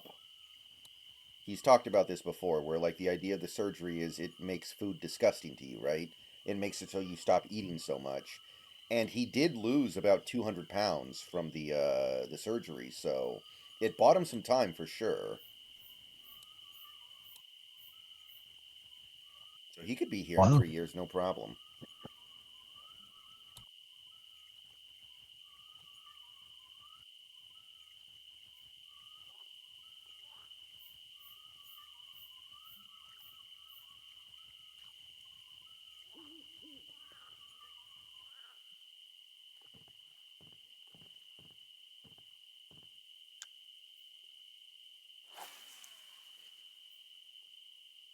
The crazy thing is, I believe in order to get that weight loss surgery, they require you to lose some weight up front before they do it. So he did that, right? So he was able to lose a non-trivial amount of weight then. So like, why can't he just do it now? Good question. Hmm. I wonder what percentage of those waistband surgeries, or what do they call it, lap band surgery, Yeah. end in failure. By failure, I mean the guy who gets it ends up fat later anyway. I'm willing to bet a large number. Would you say a majority? Hmm. I wouldn't be surprised to hear if it was a majority because whether it's the surgery or like an actual diet and exercise plan or like whatever it is, there's a huge amount of people who backslide because the only consistent way to keep the weight off is a lifestyle change. And it's really hard to do that through your own willpower. Yeah. And especially people who do surgeries, it it just doesn't work out that way. Let me check.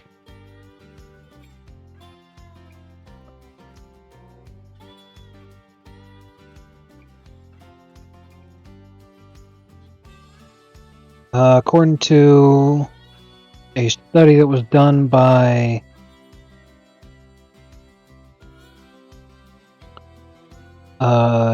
UCLA, about 1/4 of patients regain all of their lost weight by 10 years. And according to the National Institutes of Health, so the NIH.gov website, a systematic review revealed that up to 76% of patients had significant weight regained at 6-year follow-up. So not all of the lost weight, but significantly gaining weight back is 3/4 of the people who get the Right. shit, and 1/4 of all those people regain everything. Man. So yeah, those numbers don't surprise me. Yeah. Because getting the surgery is an amazing help, and it fixes the problem on the surface. But what led to the problem in the first place was the lack of self-control and bad lifestyle decisions. The surgery is taking a shortcut, so the odds you're going to maintain that are really small. That makes perfect sense. I knew a girl who she didn't get a lap band surgery, but she did get a cosmetic surgery to, just reduce the fat on her body.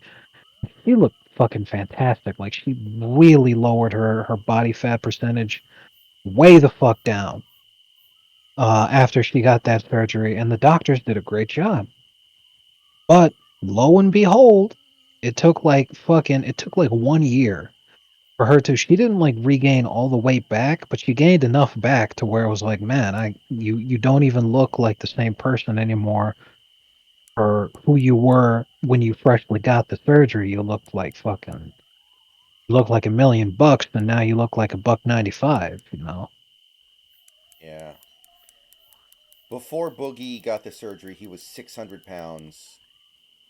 The low point he got to after the surgery was 350, and now he's 400, and he's basically just been staying there for a while now. So, I mean, it helped. That's better than the average case, it sounds like. It sounds like the average case is just a complete fucking waste of time. Yeah, but how long ago did Boogie get the surgery? Like 6 years ago. So, okay, then he's at the that check-in point. So, hey, good for him. He finally beat the odds at something in a good way. But obviously, preferably, he would have just kept losing weight and losing weight and losing weight and Right. losing weight. And that didn't happen because he still eats fast food 2 times a day. Right. And is an excellent example of the kind of thing that I was talking about. But according to this thing from the NIH, 76% of people by this time period had significant weight regain. So if he's just maintaining, that's perfectly fine. Compared to the average, of course. It's not ideal Yeah. by any stretch of the imagination. Yeah, But he said that when he was in 600 pounds, he went into the doctor's office and they took his blood pressure. It was 280 over 180. Jesus.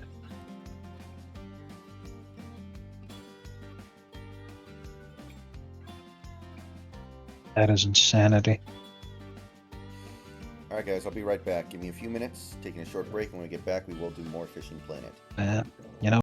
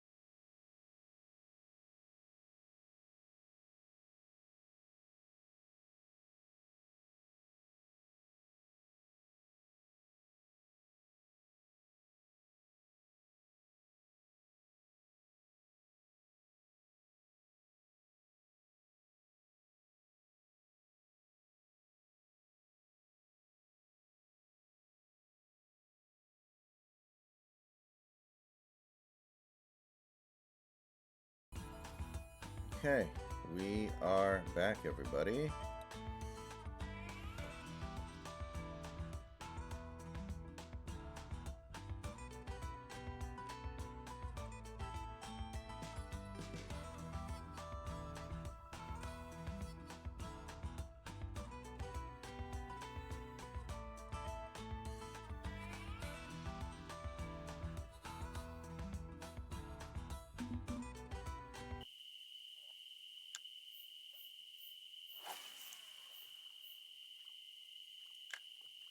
This is great because like there's a bunch of people being like the underage midgets with the fucking too high chalkboard. Mm-hmm. They're all like, no, there's no way that's real, that's fake. And it's like, okay, well, can you guess why Epstein was there or why Stephen Hawking was there? There's a ton of shit on Twitter. Everyone's being like, what the hell was he doing there then? So, like, if the too high chalkboard thing is fake, then what the hell was he doing there? Jesus. Wasn't he a financier? Maybe he just wanted No, financial advice. Stephen Hawking was No, Epstein. oh um I don't even know what the hell his so-called day job even was anymore. I think he was a financier. I'm gonna Google it now. What was Epstein's day job? Financial consulting. Epstein described his work at this time as being a high-level bounty hunter. He told friends that he worked sometimes as a consultant for governments and the very wealthy to recover embezzled funds, while at other times he worked for clients who had embezzled funds. Oh, so This is Scholar Wiki. Follow. because he wasn't a lawyer or anything like that, there's no such thing as any kind of client privilege there. How you doing tonight, Jessica? Welcome to the stream. So basically, he was just he would present himself as being a crook, so the people who embezzled money would work with him to try to figure out how to hide this money that they've embezzled. Then he would then go snitch on them. Oh, that's interesting. If the dude's entire career, like literally his day job, was about blackmail, then what do you think he was doing with the very famous island stuff that he had going on? And the reason it would also have something to do with blackmail, if that was his fucking day job, like, good lord.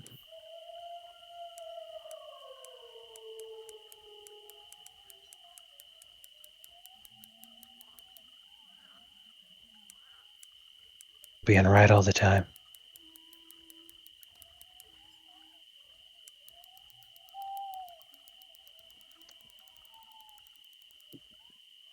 Mossad agent will never be confirmed for obvious reasons. Yeah, seriously. Even though his number two was Ghislaine Maxwell, and Ghislaine Maxwell's father was a Mossad agent, but yeah, let's definitely. And there was no connection.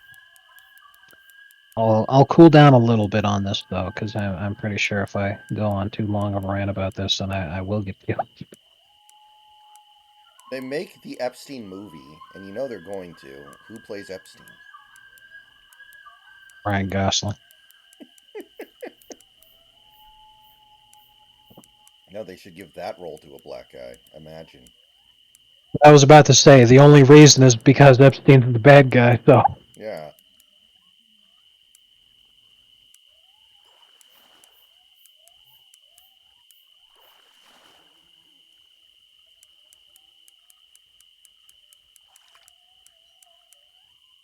But which game do you like to usually play? I'm a variety gamer. I play a ton of different things.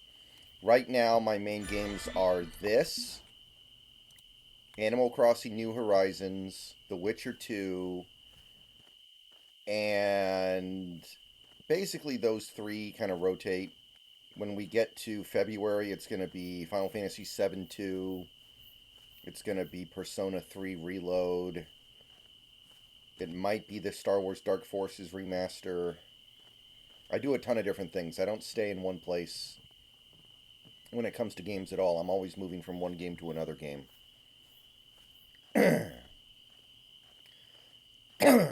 See,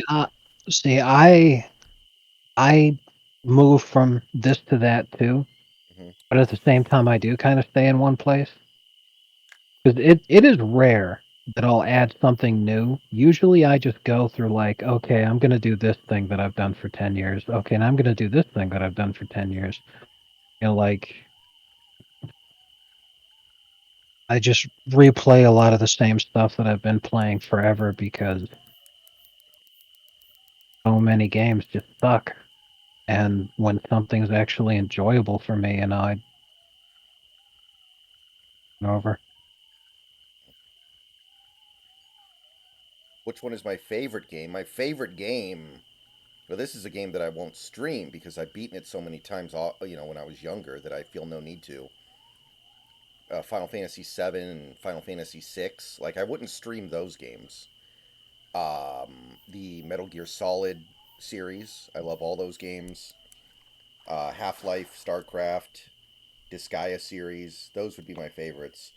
But most of those I would not stream because they're not really good for a streaming setup. Like maybe there would be some interest in streaming it like the original Half-Life because it's such a retro game at this point.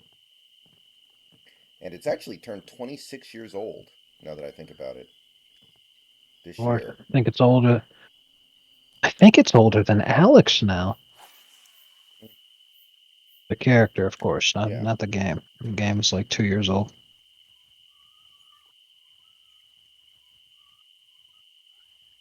I thought that was going to go in a very different direction there. I was confused Brief. for a second.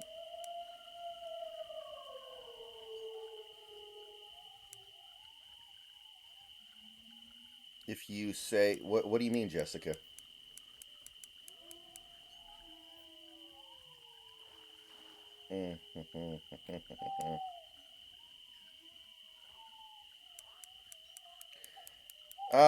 No, thank you, Jessica. I have that part of my channel handled about as much as I care to handle it. The overlay, the theme stuff.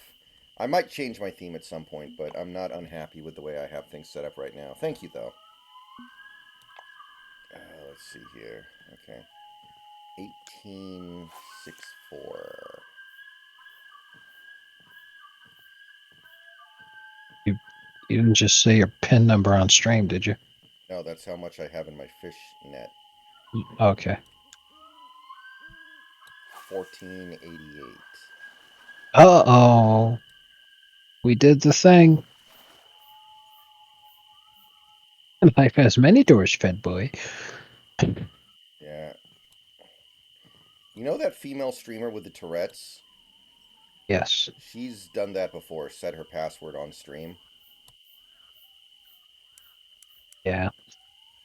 She also said the N-word a lot. Yeah. That's why she's Twitch's #1 waifu. Oh, speaking of which, the nudity bars have been blocked. So, what's And the difference between the rules on Twitch now versus the rules on Twitch before this whole thing? Like, is there any difference at this point? well, the topless meta got banned, so in response to the topless meta, they started doing the whole we're gonna block off the suggested nudity. And that was the thing is that they weren't actually nude; they were just pretending to be by doing a thing by obscuring what was going on. It tricks the brain into thinking that they were. So even that, where it's deception, where it's like even if you show us that you were doing this, but you were fully clothed the whole time, doing this is still against the rules. you need to not be even trying to deceive people into thinking that you're naked. You need to be wearing clothes. You need to be obviously wearing clothes. Um, you need to be making an effort to be fully clothed. You can't be doing this kind of crap. Really funny. Hmm. And it's people have been saying for years that this kind of shit was inevitable when they decided to make Twitch the fucking retirement home for porn stars.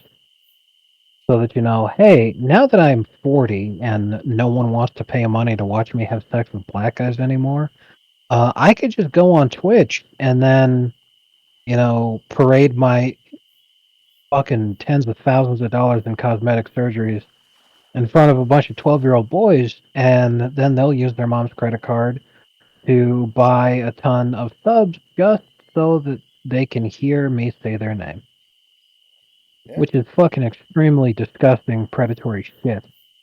But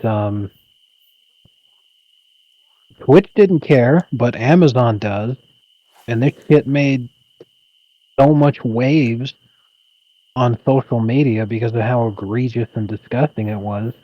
Amazon got involved, and that's why this shit's getting handed down the way that it is now. Yeah. So there's very little difference between now and before this whole thing happened.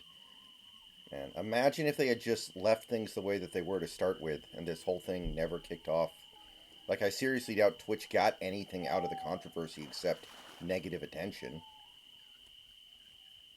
Yeah, for sure.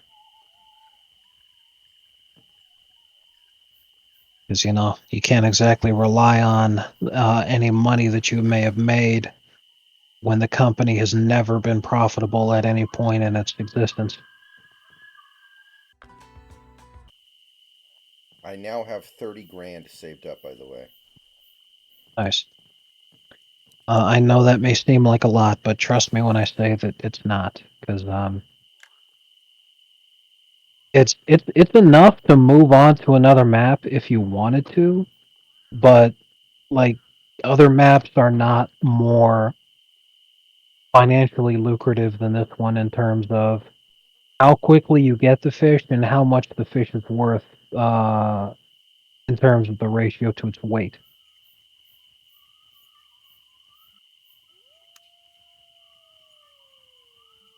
When I went to the Everglades for bass fishing, the thought process was for the people who advocated for grinding for it is that you'd be able to catch the fish much faster. So it didn't matter that they were worth less than walleye, you'd be catching them faster.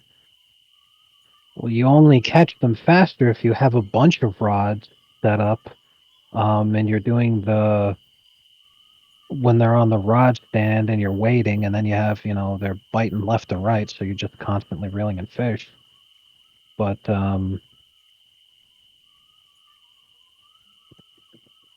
that costs several $100,000 to put together. So I was like, that seems stupid to me. What the current plan is, from what I've been looking up, is to essentially just grind until level 30 and save up as much money as you can in the meantime. By then, you will have unlocked um, a map that takes place in Michigan, and from there you can farm pike, and those fish are fairly valuable and decent, easy to bring in. With the equipment that you'd have, it would be as simple as picking up walleye as right now, and then the average price of reeling them in would be like $600 to $700 average, whereas the average right now is like $200 to $300.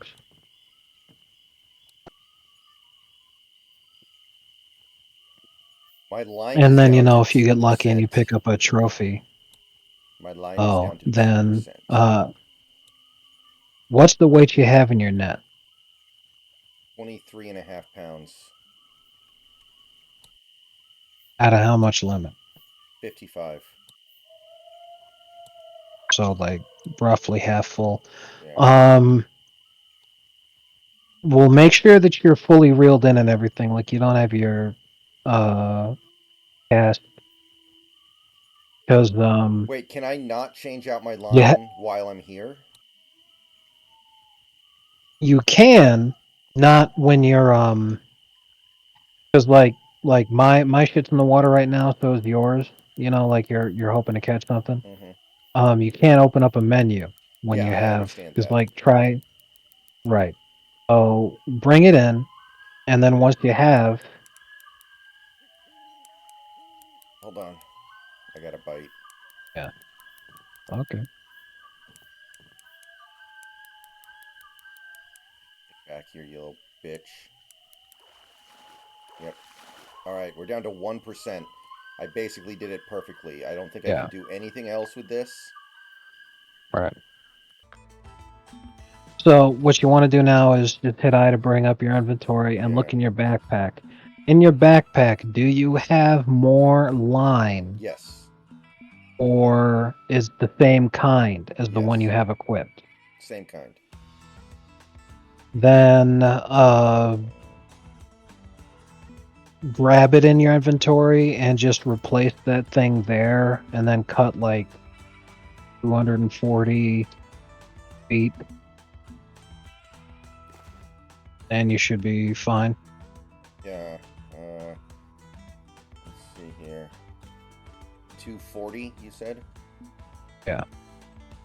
Because you can't repair line, but when you go to buy line, you get the gigantic spools that just have an absolute shitload of it, so Hmm. you don't need to repair a line. It's also cheap.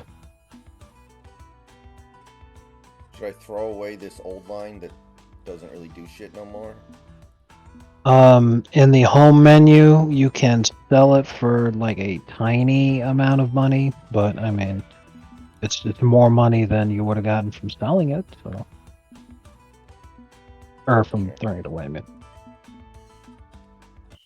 Alright. Okay, my rod is 41% and my reel is 48%, so I think we're doing good there. yeah, you should be fine.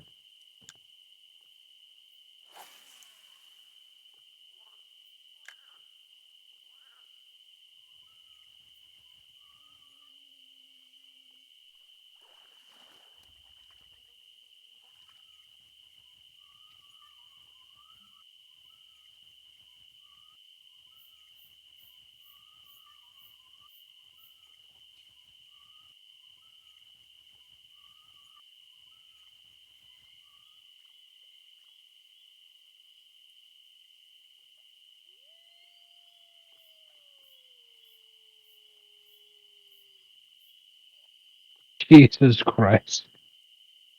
Someone made AI art of the Stephen Hawking accusation.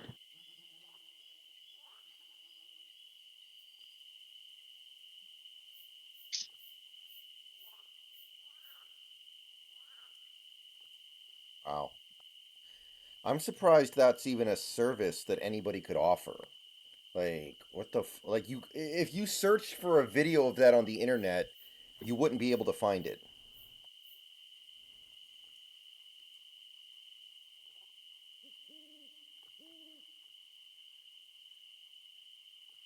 Exactly. The fucking brave new world we're entering. Hmm.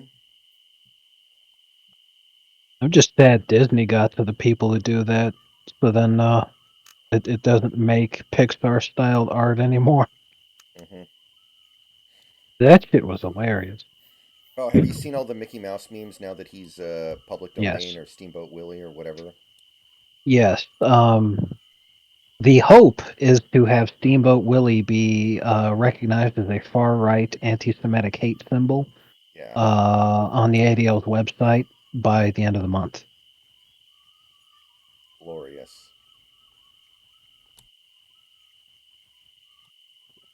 I'm sure you probably saw too. There was a Steamboat Willie as the new Foxford. Yeah. Good stuff. Like, why wouldn't Disney just renew the copyright just to avoid this exact scenario that they had to know was coming? My guess is that it probably cost a great deal of money if they were going to renew the copyright. And they had been doing it for many, many years because this thing was supposed to expire like 15 or so years ago, and they just kept fighting extension, extension, extension.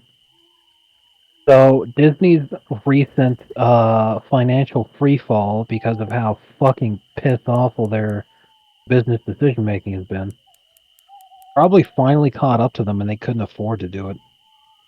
Okay, I can buy it. I mean, their stock valuation has dropped so much in the last few years. Hey, according to JS, you can actually find videos like that on Pornhub if you're degenerate enough.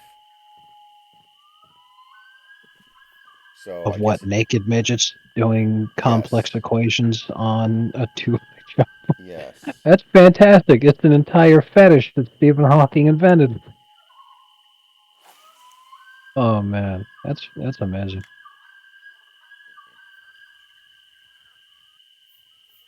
Wonder how sad Boogie is that he never got to go to Epstein Island. Seriously.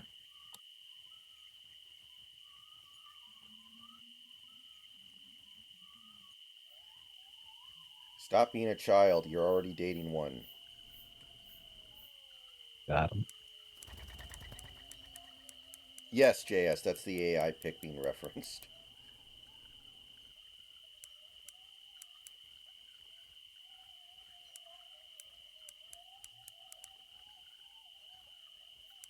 Like the Pixar AI art memes. Those are Where you great. had the a white woman and a dog. Title of the movie was "You Already Know." Someone should have done AI art of Russ watching Sierra have sex with another guy. Oh man. If the AI art is capable of doing this to do like a soy jack, Russ doing a soy jack of like my wife's boyfriend just got me a Nintendo Switch, so you got fucking Russ is doing the soy jack while Future's walking up the stairs with CR. Oh man. My favorite was the picture of like the guy with his new Nintendo Switch, and he also had a bag of frozen peas on his crotch. And the caption was like, "Wife felt bad for me after getting the snip snips, so she got me. Look what she got me." Hilarious, man.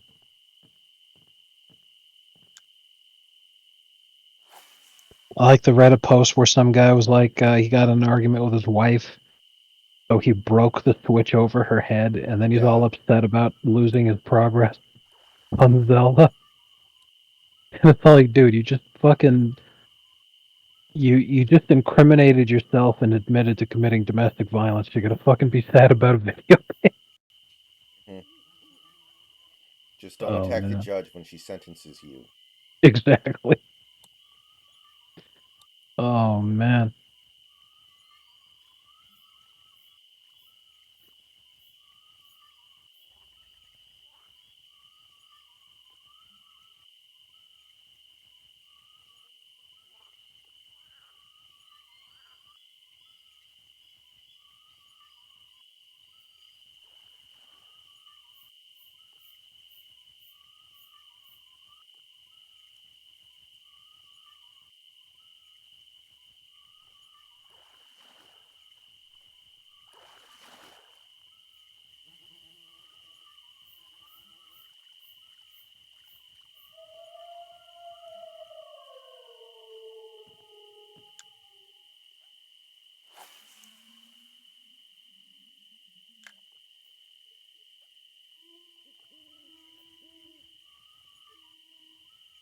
Probably could have gotten away with cutting this at like 200 feet, but I might be using this line in other locations. We'll see. Where 240 feet is actually like useful. Yeah, fair enough. I was just mindlessly using 240 as my own frame of reference. Yeah, But you're my old right one was for 240. you're right for this map. 200 would have been plenty. 20 just fine.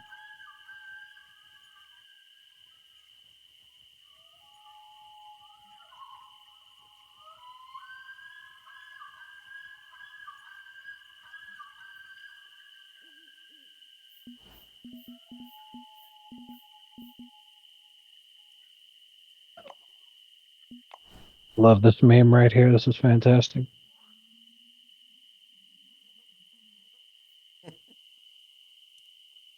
That is phenomenal.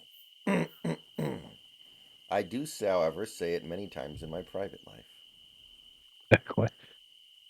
Oh man, Pistons almost won again. They lost on overtime. Ooh. Oh bad man. The Jazz. Ah, that makes sense. Mm, man. Yep. Heat absolutely annihilated the Lakers, who remain a complete fucking joke of a team since that hilariously stupid fucking in-season tournament. Well, they're still in the play-in. I think, unlike the Warriors, I think the Warriors are literally on the outside of the play-in. I'm gonna check right now. Yeah, oh wow, they're literally 10 and 11. Warriors are right outside, and Lakers are in 10th. Both, having lost their most recent games, are now under 500 for the first time this season. Kind of just really underscores how fucking stupid the plan is. And I think with every additional loss that the Lakers rack up, the play-in just gets more and more pointless. Because of them raising that banner, because of them doing the fucking champagne and a trophy presentation, all that sort of shit, every loss just makes them look more and more pathetic.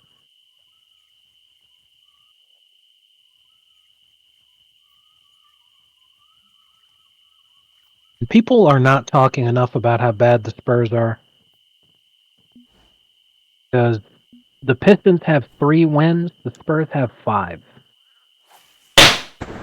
Yeah, the Pistons had a record-breaking losing streak, but like a record-breaking losing streak, they only have 2 less wins than the Spurs. Jesus Christ.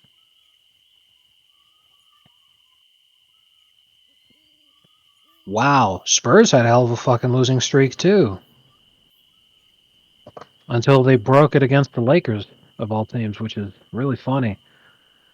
Let's see here. 18 straight. One of the longest ever. How about that? And is this just like a very special year for god awful teams, or is this just going to be business as usual in the NBA, having like at least one historically awful team every year because tanking has gotten so strong?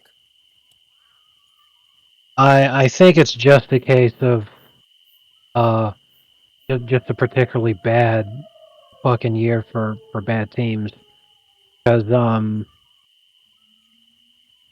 the Blazers have 9 wins and the Wizards, who should be the worst team in the league because of the Jordan Poole, Kyle Kuzma catastrophe, they've got 6. And we're not halfway through the season yet, so like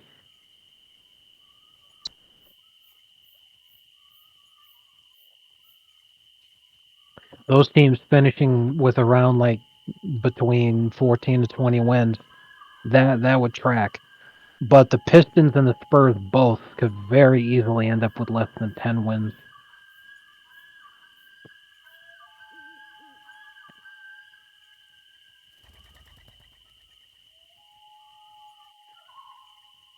At this point, I would expect them to. They're not going to play each other enough to make a difference, right? Yeah. Yep. Um, the I think I revised my previous statement because there's a lot of recent teams in this list.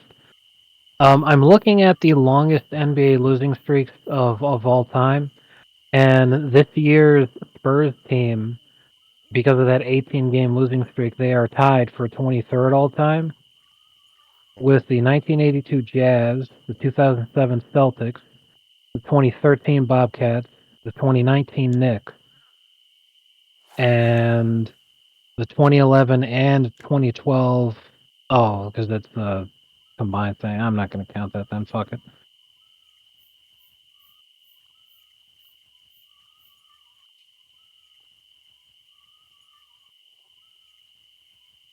Wild.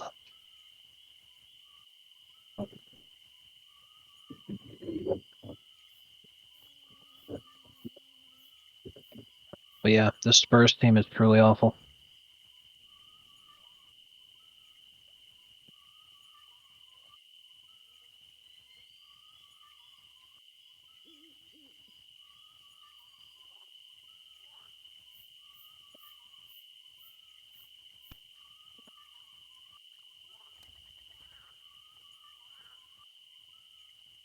Just start talking about it enough, and that's another reason why I hate Wembenyama.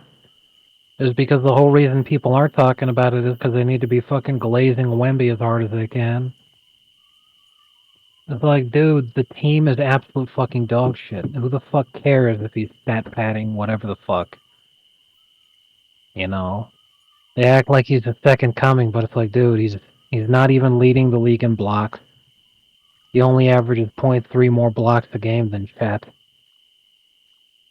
He's shooting like 27% from three on 5 attempts a game. It's fucking pathetic.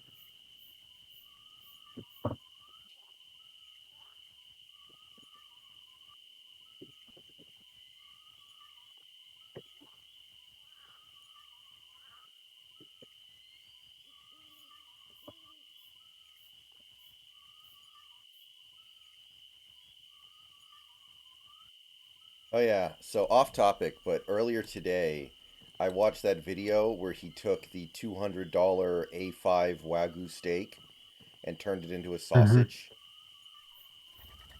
Right. That shit had me dying. He worked so hard on that thing. Yeah. Then it was terrible because the fat content is so high that trying to make it into a sausage was just a non-starter. Because when you start to cook it and all the fat renders down, it just becomes goo. That thing looked good too. It was such a fucking waste.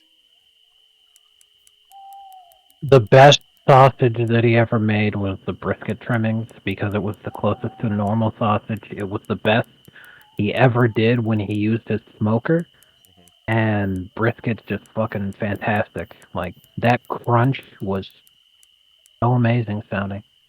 I was watching that video, I was like, this is the only one of these sausages that he's ever made that I've been like, man, I want that. I want to do that too. All of your mothers. Pretty much.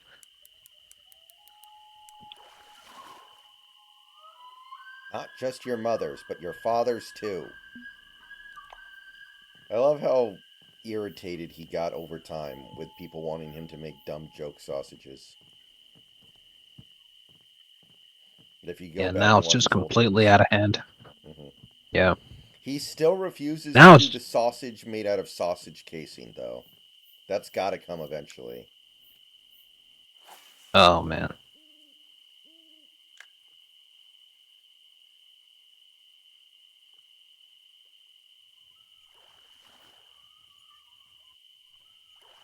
Tastes like breath of pig. Mm, mm. Taste.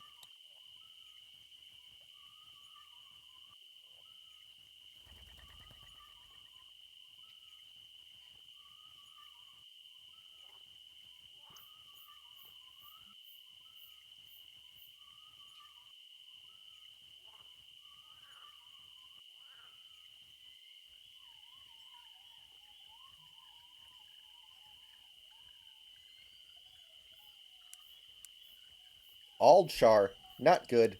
Not good at all.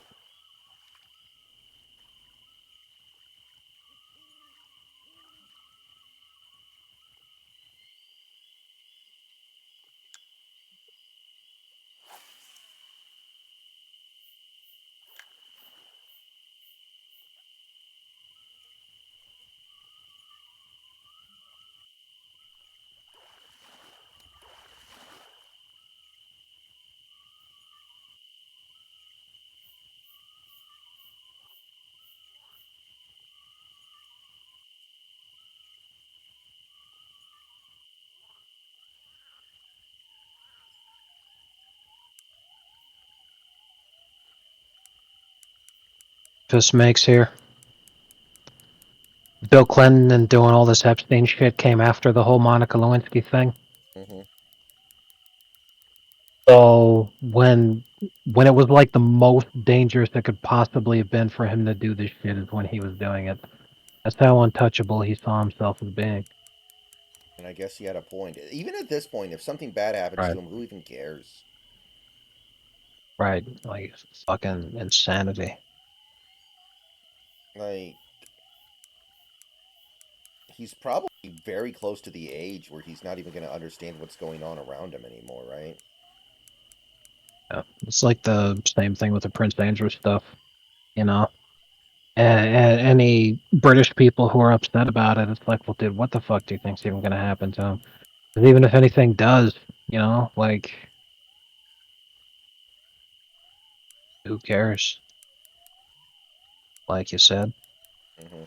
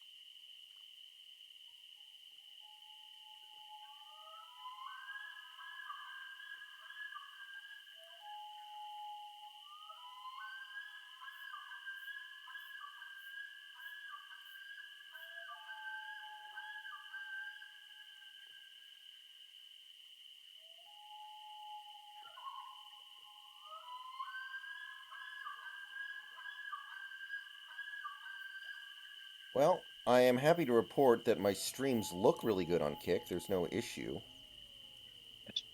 in terms of like. In fact, I think the bit rate you're allowed to stream on Kick is a lot higher than Twitch. So if I ever went over there permanently, my streams would probably look a lot better.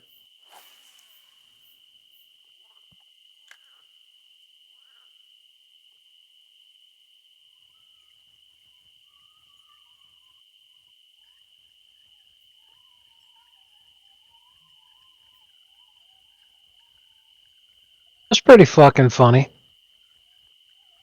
Monica Lewinsky's official Twitter account has her pronouns in her username.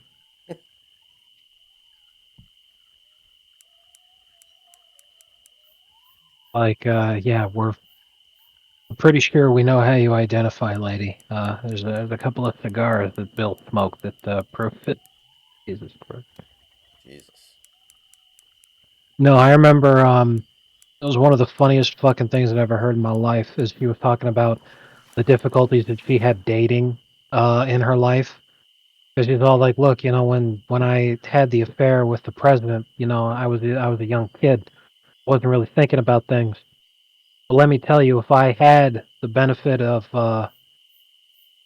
foresight to see what kinds of things I was going to go through, there's no way in hell I would have ever decided to become a part of this thing. Because do you have any idea what it's like to to meet a guy and to be dating him, and you're getting along really well, and you think your relationship is fantastic, and then you go to meet his parents, and you have to introduce yourself and tell his parents, "Hi, I'm Monica Lewinsky." Monica. I was like, "Holy fuck, that's hilarious."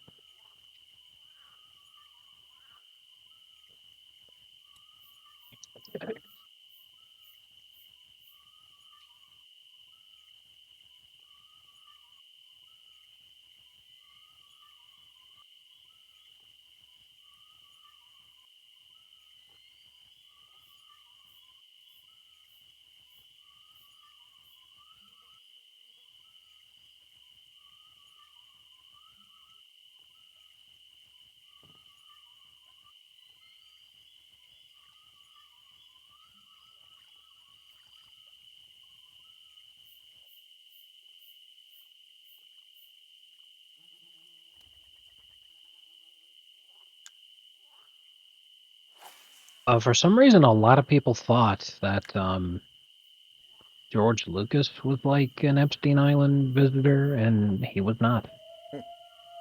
I mean, I guess it's fair to say anybody in Hollywood could be on that list. Not only that, but she Right. also said in interviews that she has a hard time getting interviews, let alone jobs, after the employer sees her name on the application. Yeah, that makes Yeah. sense too.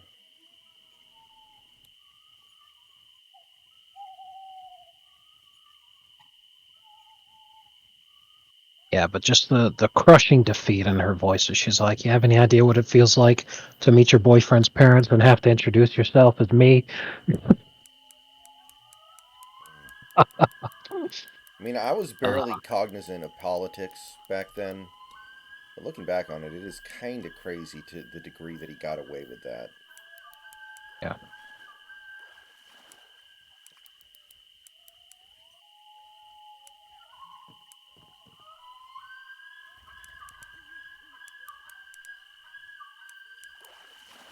That kind of shit is always what made me fucking laugh when people talked about Trump is disgracing the office of the president. We need to bring dignity back to the White House. And I'm all like, dude, you're fucking 20 years too late for that shit. Where were you when Bill was shoving fucking cigars in Monica's twat in the fucking Oval Office? And if you think that was the first time anything untoward had ever happened in the fucking White House, you know, I got a bridge to tell you. JFK was one of the most notorious womanizers in history. Hmm. Reportedly had the White House constantly filled with prostitutes anytime Jackie O was out of the house. Did you ever see Anytime he was this? having a shindig together with his buddies. Did you ever see this mediocre '90s movie called Swordfish? That had. Hugh Don't tell Jackman. me. Oh, Hugh Jackman and John Travolta and Halle Berry Don Cheadle. and all that kind of shit. Yeah, and then and the movie was named Swordfish because the password was Yes. Swordfish or something, right? Yeah. You just reminded me of a quote from that movie when John Travolta goes to kill the senator who he was working with, and then the senator tried to betray him because he was too crazy. And John Travolta says this line like, "Did you know that Thomas Jefferson once shot a man on the White House lawn to try to justify that he was about to kill the senator?" Right. And the senator's just like, yeah, "Thomas Jefferson never fucking," and he didn't. To be clear, like that's a completely made up Right. story. I don't Right. know what you just said made me think about that. The closest was that Aaron Burr was Thomas Jefferson's vice president, and Aaron Burr fucking shot Alexander Hamilton. And I used to be proud that I had known something like that, right up until they decided to make a play about it, and America worships black people, and the play was all black people. That's Yeah. all it took. Black. But yeah, I remember that movie because that was like Halle Berry leaned into how she was viewed as the sexiest woman in Hollywood, so she did a topless scene for that movie. Yeah. And if we were talking about it earlier, you know, I loved it. Adam Carolla did a bit talking about it where he was talking about how desperate some guys are to see nudity in any form, and he was all like, "Why the hell is it that it's so much harder for you to just go to the gas station to pick up a nudie mag than it is for you to sit through a fucking 3 hour long action movie just for 5 seconds of Halle Berry's tits?"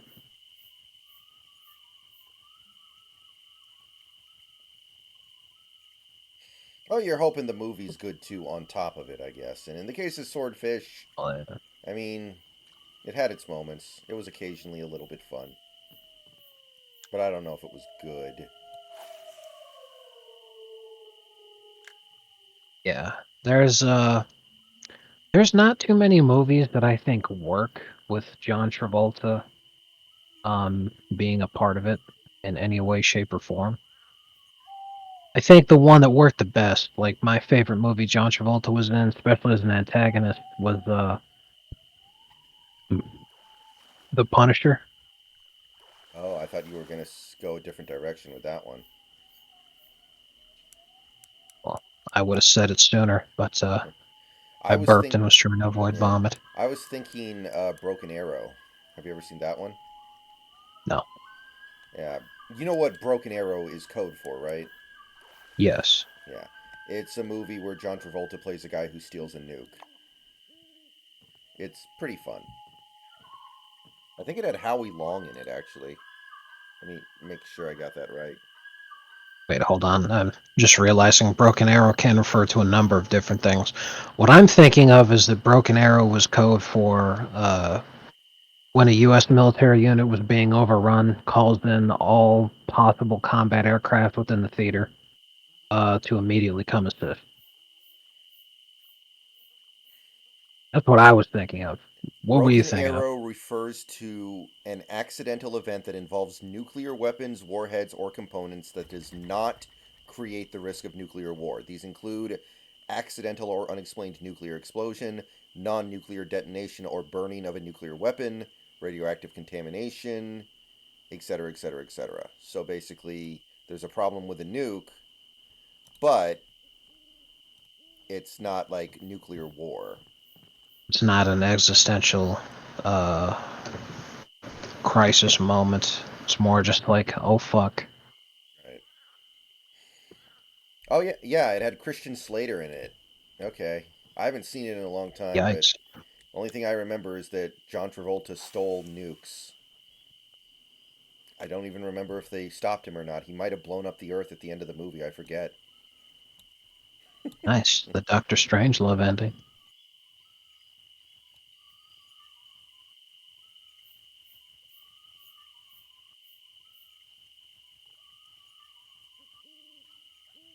Oh, it's a John Woo movie. Interesting. I did not know that. That Most of the time, explains all these slow motion and white doves. yeah, I feel like most of the time when John Woo tries to make an Americanized movie, it doesn't go very well. I think he's better off just making Japanese movies. Yeah, plus everything's always all tinted green.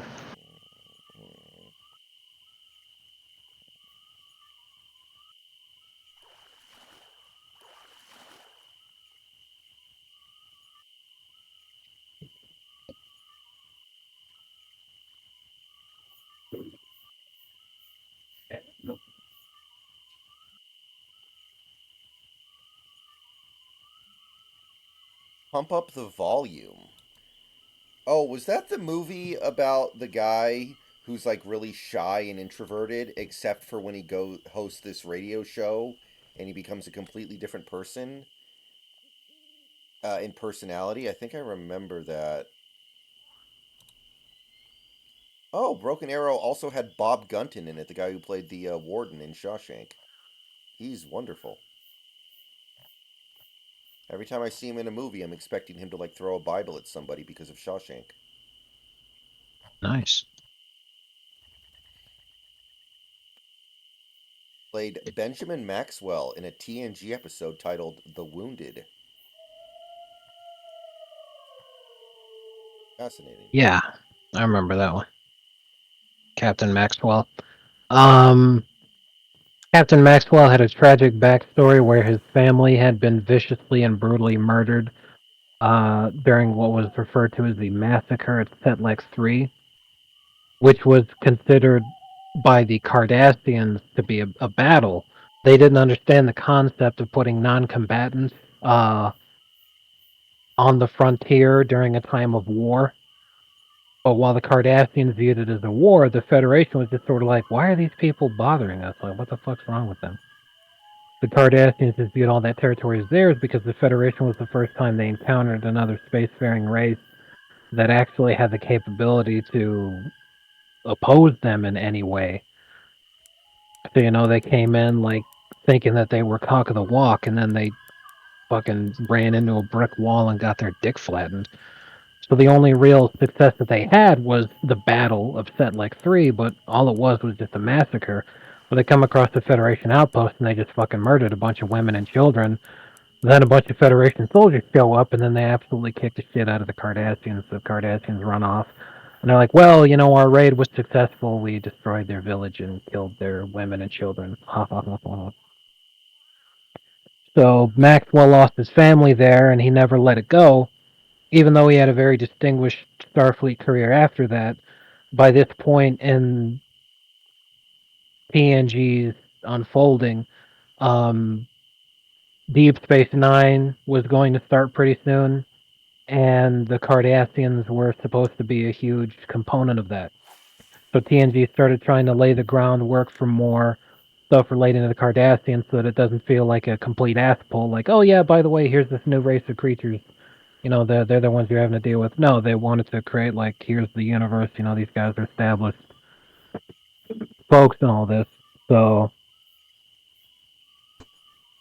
by the time of DS9, there was supposed to be renewed conflict and tension between the Cardassians and the Federation. So that episode happens where Maxwell, while he had had a distinguished career, he sees the Cardassians acting up. He just has a bunch of flashbacks, starts being worried that there's going to be another Setlik 3 massacre style event. So he takes it upon himself to wage a private war with the Cardassians. And Picard is tasked with stopping him.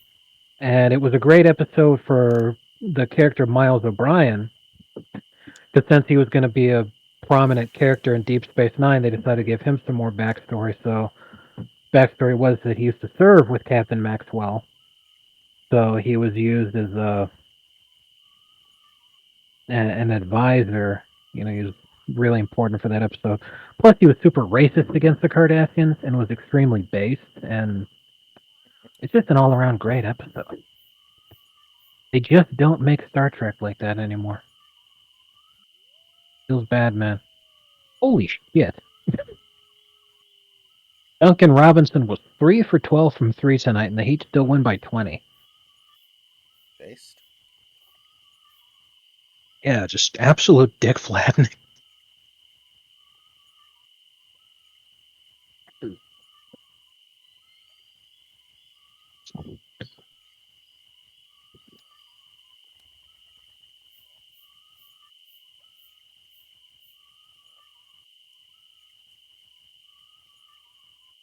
Oh, Jimmy Butler didn't even play and the Lakers still got their ass kicked? Did LeBron and AD play? Yeah, LeBron and AD played. Jimmy's been he's been injured. Basically, he's been out since like a week or two after the in-season tournament ended. He's been out for a minute. There's a lot of speculation among the Heat fan base. He's not actually hurt, but he's getting some much needed rest and relaxation because Bam and Hero genuinely were hurt and missed almost the entirety of the season from like week 2 to when Jimmy got out. And that's when Bam and Hero came back. So everyone's like, okay, Jimmy's literally been carrying the fucking team by himself for like 2 months at this point. Let the man take a break. Did Santi send you the clip of Dame Lillard playing quote unquote defense against the Pacers No, the other night? no, no, I Okay. didn't see that. Okay, let me dig it up here. I haven't really talked too much about Lillard in Milwaukee because I feel like there's no way to approach it without seeming like I'm just a salty Heat fan who didn't get the Lillard trade that he wanted. Yeah. But at this point in the season, it's really hard to argue that that trade wasn't for the worst for Milwaukee because they traded away some much needed depth, and that was like Drew Holiday's defense. People may not have thought that it was as important as it was while he was on the team, but it's pretty fucking obvious how important it is now when you replace that defensive impact with Lillard. And Lillard's not playing to the level that you would expect him to. He's not scoring like you want him to be. He's not making plays the way that you want him to be. The Bucks look like basically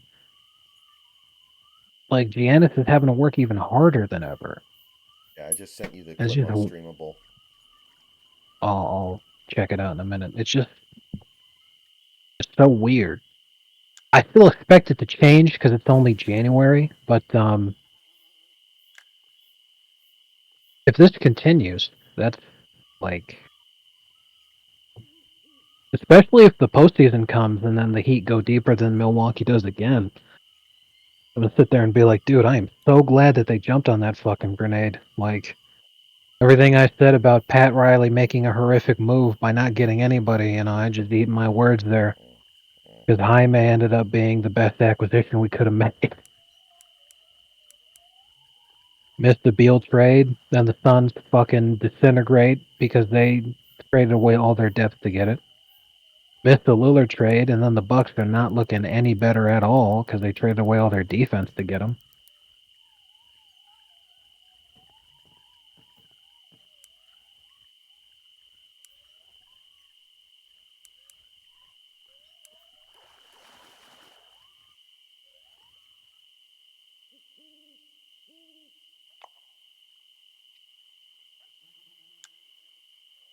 Some inexplicable reason he wasn't even fucking looking at him. The guy's got the ball, he's standing right in front of you, and then you turn your head. Why? What what possible fucking reason could there be? Especially you're the guy's got the ball, he's at half court. He's standing at the logo. Why would you turn your head? What's the point?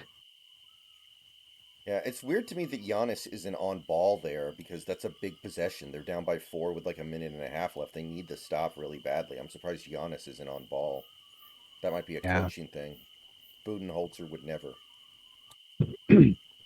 Yeah, I completely agree with you. What's even crazier is that you get the and one there because Brooke Lopez is leading the league in blocks right now, but he's not exactly a defensive anchor. I think he's just trying to stat pad. And it's a great example of this shit. Like, my God, he just with the other angle on this clip, seeing that Brooke Lopez basically just tackled the fucking guy. Like, I don't know what the hell he was thinking. 1 second.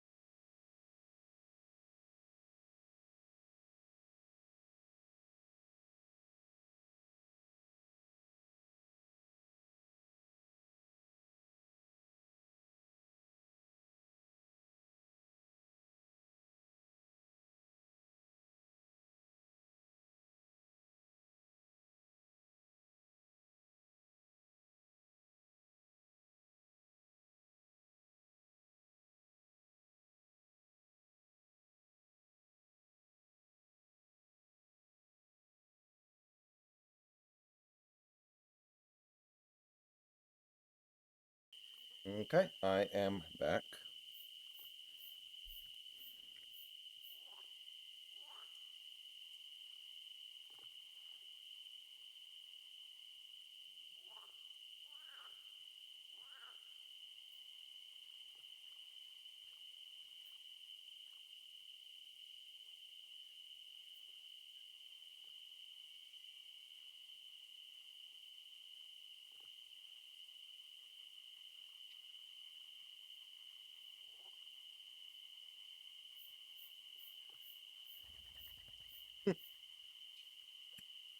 Kevin Durant got hurt now? Jeez.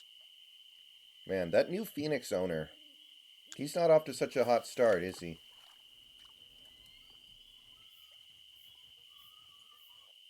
He's having some issues, some difficulties.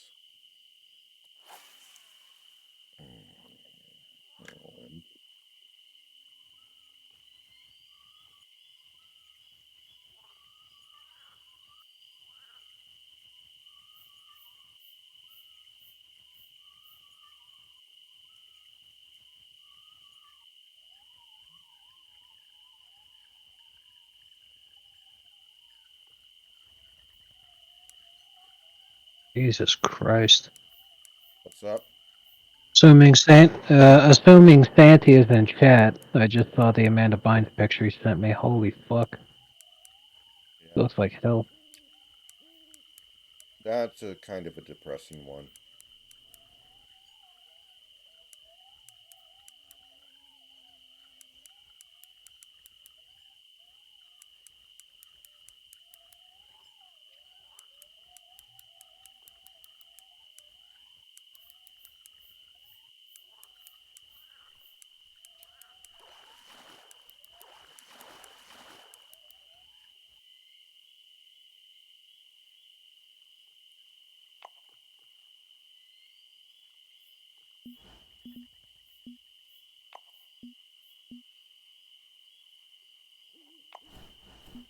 All right, another 6 grand. Man,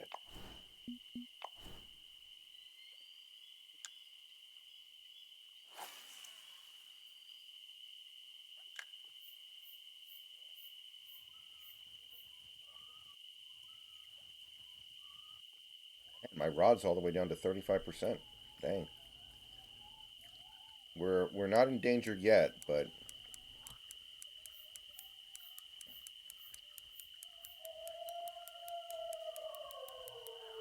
could get into it.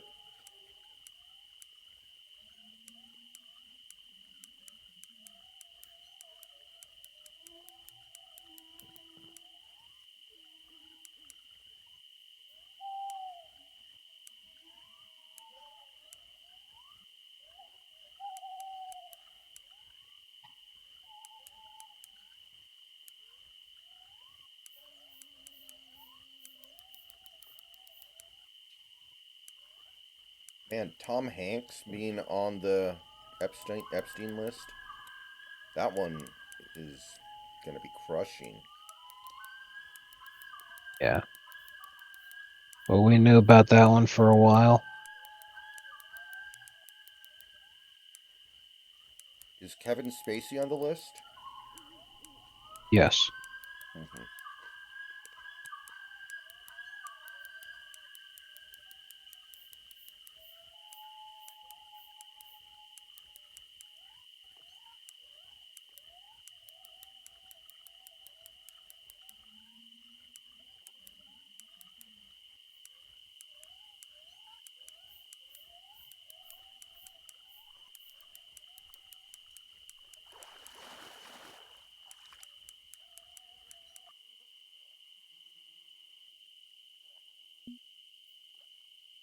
A 5 pounder.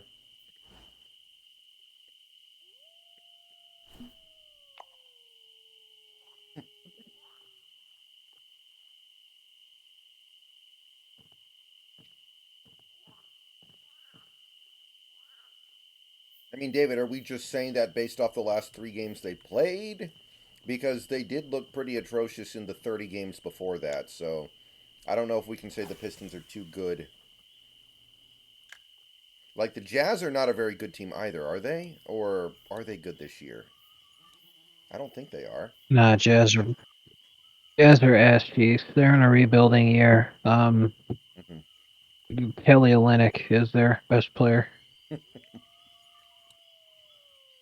Be fair, he's been the best player on every team he's ever played for.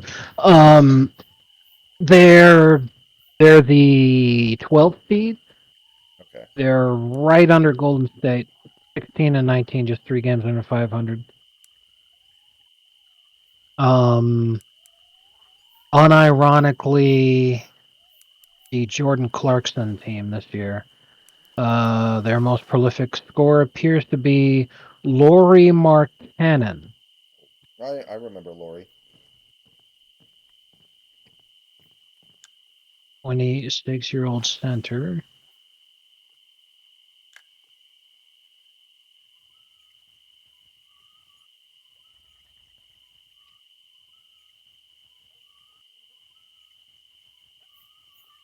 Yeah, they got Laurie Markkanen, Jordan Clarkson, Colin Sexton, John Collins, Keontae George, They have a good Taylor young Horton center. Tucker. Oh, Chris Dunn's on the team. How about that?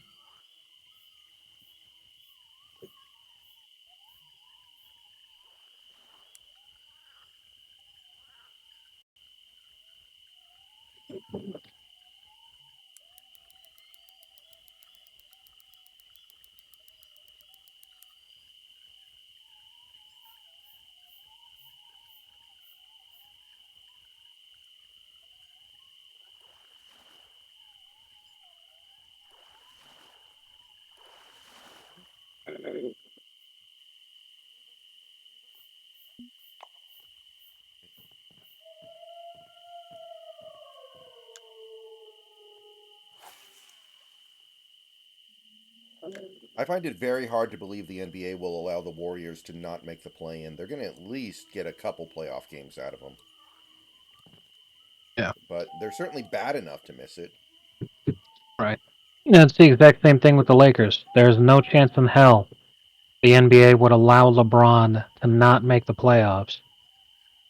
The play-in is the LeBron's the whole reason the play-in exists. Him and the Warriors, so that the season when they first introduced it, the Warriors were supposed to be struggling. Like Steph would miss most of the season from injury.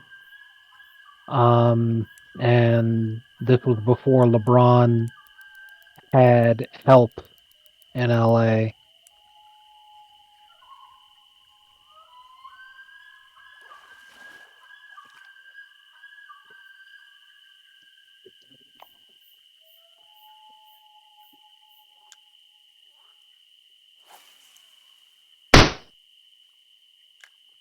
The hell is that balloon popping sound I hear every now and then? I have no idea.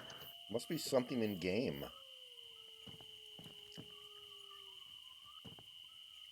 It might be. There's all kinds of sounds going on.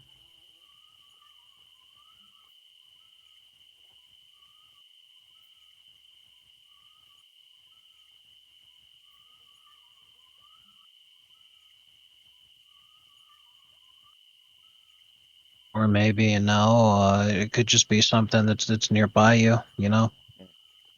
I know that we talk a lot about squat cobbler, but sitting in pies is not as popular as sitting on a balloon as far as fetishes go.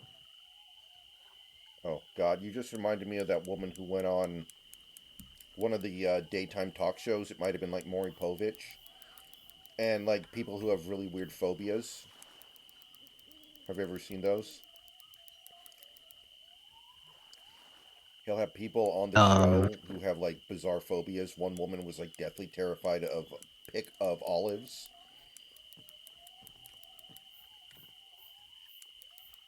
and because it's daytime okay. TV, they inevitably will bring out a giant jar of olives to see how she reacts, and they always God, end up that's running so, around the so mean. studio. And there was this one woman who was terrified of balloons. Like literally, she was running around the studio trying to get away from balloons. I think it was Maury Povich.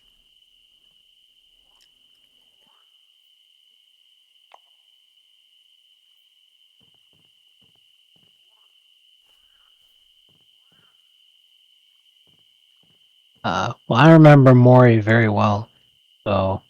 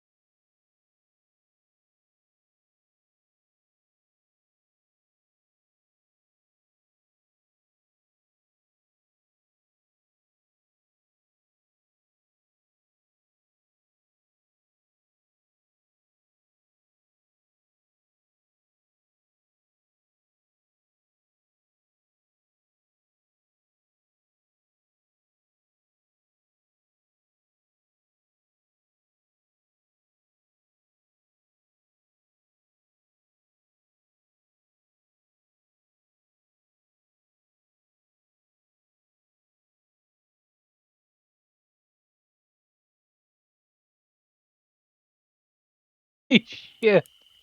Do you think she's acting, or do you think she's genuinely terrified of olives?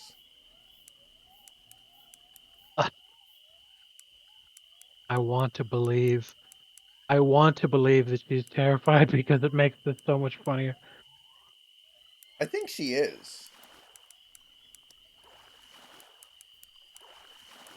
but who knows? I love this comment. I remember seeing this back in the day, assuming that it wasn't staged. He only brought her on the show not to help her, but to traumatize her and humiliate her in front of hundreds of people. Oh man, that's hilarious. There are no olives here. Bring out the olives. Oh man.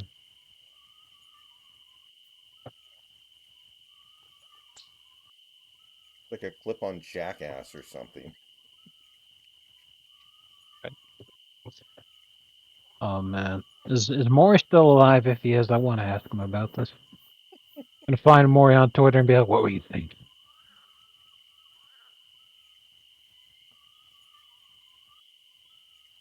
Maury Povich is in fact still alive. He's 84 Oh, and is trending because he was on Epstein's list. Oops, no, I'm just kidding.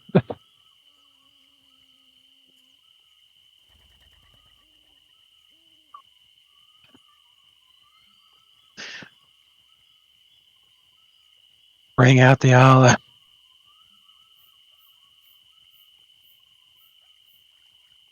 don't hear any laughter.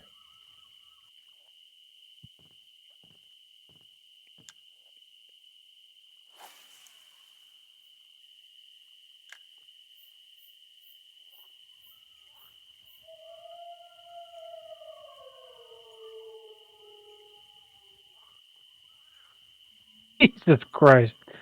He ruined that woman's life. What a sack of shit. I guess you go on that show, you know what you're gonna get. Exactly.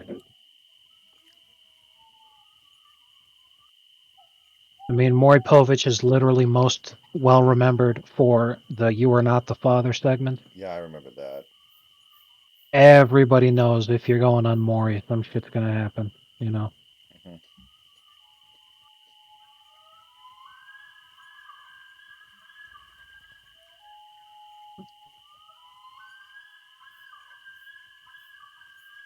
I remember back in the day, there was this one clip that circulated around a forum that I went on.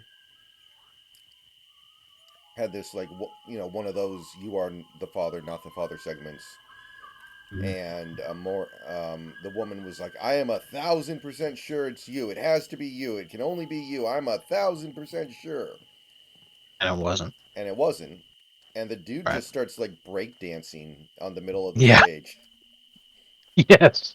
But I mean, I get it. Like your life feels like it's over if it is your kid, right? Right. So I can understand being jubilant about like, oh, thank God I don't have to deal with this shit right now. Exactly. It reminds me of that fucking Twitter post of some dipshit broad was like, I wish we could choose who our baby's father is. And like the response in the meme images is like, Somebody needs to tell her I'm gonna hurt her feelings." It's the SpongeBob meme. How should we tell him? Yeah. Like somebody else needs to be the one to tell her, because if I do it, I'm gonna hurt her feelings. Fucking love that. But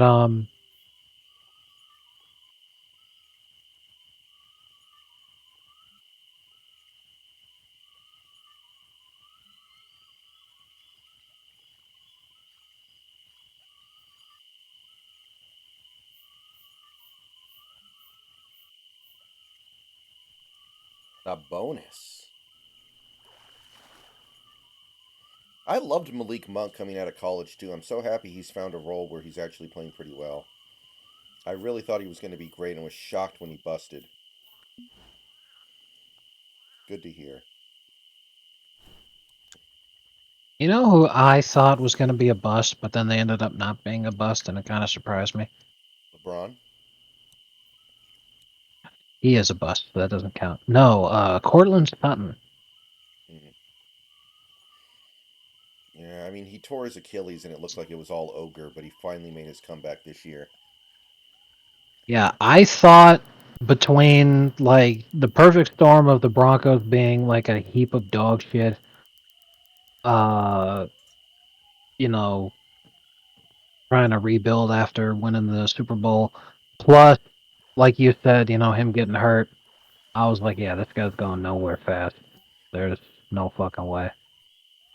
Because I remember hearing from a ton of Broncos fans, oh, Cortland Sutton, he's gonna be the goat, and all that kind of shit. I was like, this kid's gonna hardcore bust. He's gonna fucking face plant to an epic level. But yeah, he's actually good.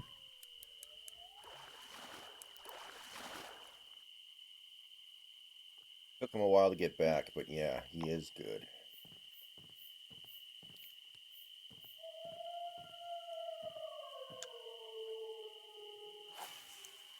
As long as they still keep paying you, it doesn't matter how long it takes you to become good.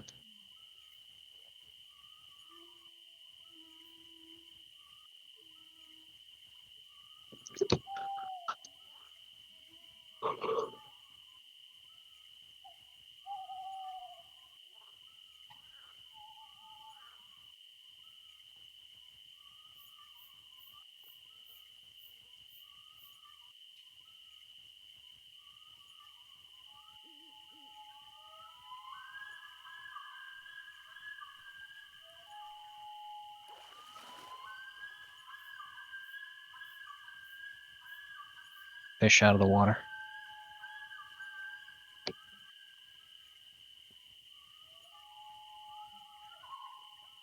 It's just funny to me.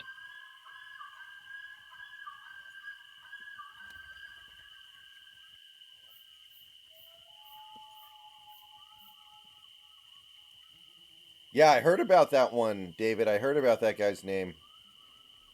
That is a very troublesome one. Announcers are not going to have fun with that. Um, The I, Padres I signed hate a to break it pitch. to you guys. Mhm. Go ahead. I was gonna say I hate to break it to you guys, but the season's almost over. Just realizing now that his name is Najigba is your little Now, the Padres kind signed of a times. But yeah, pitcher no, go ahead. named Woo Suk Go. Oh boy. Korean Woo Suk Go.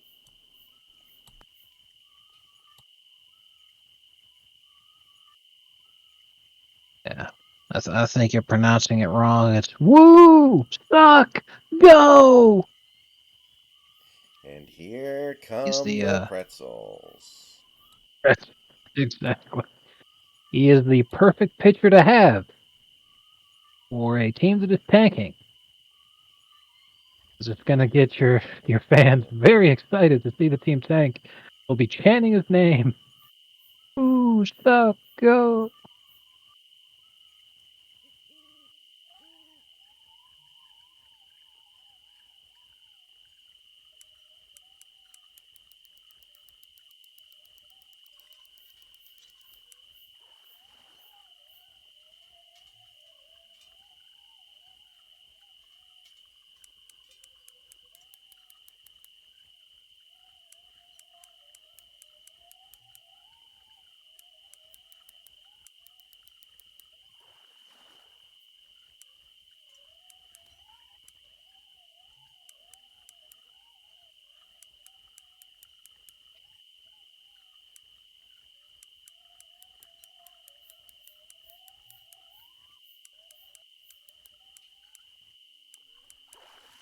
Scribes Twitter blue, right?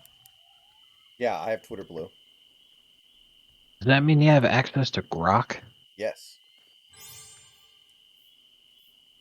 Can you check to see if it is willing to write stories that ChatGPT wouldn't? Okay, let me see here. Stuff like really offensive shit, stuff that's based, mutt, um, people involving historical figures that may not be considered PC, and so on. Okay, let's see here.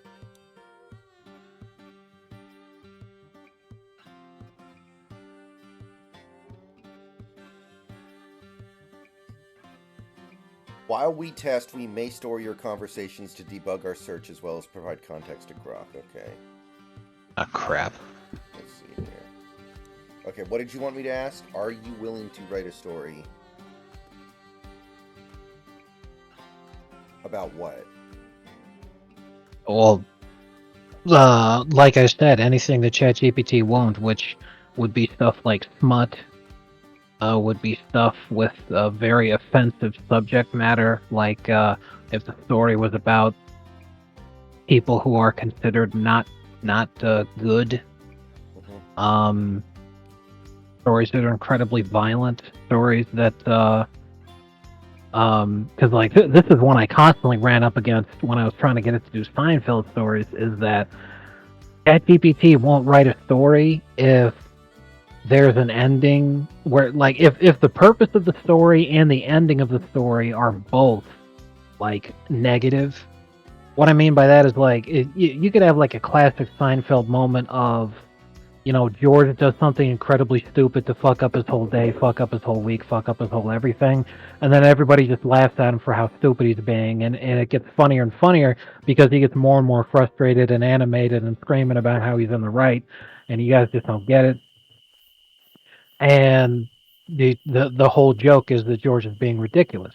Mm-hmm. ChatGPT doesn't want to write a story like that. It wants to be like, okay, well, everyone realizes that they're not cool for making fun of George, so George knows that they're just making that they're just having fun. So everybody makes up, and then they all go home, and they're best friends, and everyone loves each other. I'm like, what Mm-hmm. the fuck kind of faggot shit was that? Like, All right, one second.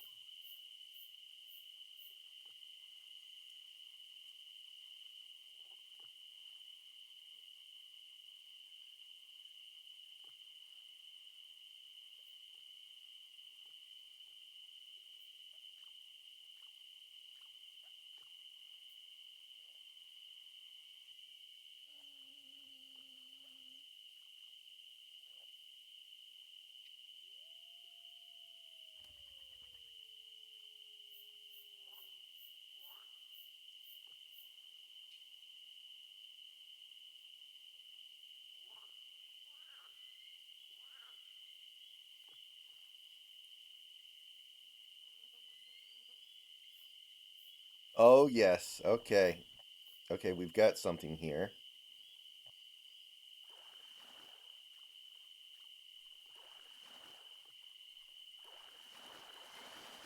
Oh, God. Oh, my goodness.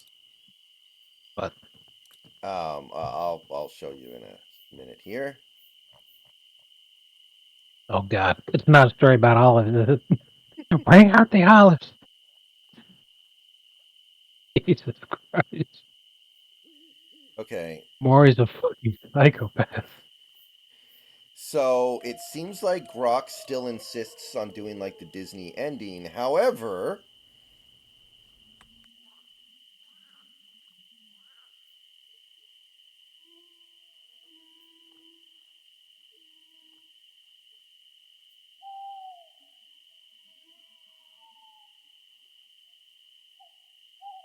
it will write about pretty much whatever it looks like. Alright. If that's the case, I'm gonna get Twitter Blue just so that I can fucking use Grok. Because I'm fucking sick and tired of trying to wrangle fucking ChatGPT. And no matter how hard you try, there's some things you just can't get it Yeah, to do. I just DM'd you something. I just DM'd you a file. I'll read it in a second, but just reeling in the last fish here. Nice. Okay. Checking it out now. Misato, alright. Oh god. The fucking description of the thing at the top. That's amazing.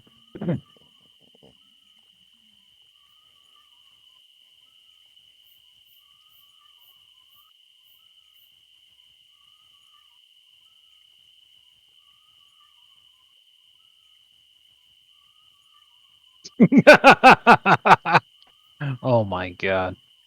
I didn't think it would do it. I thought I was pushing it too far.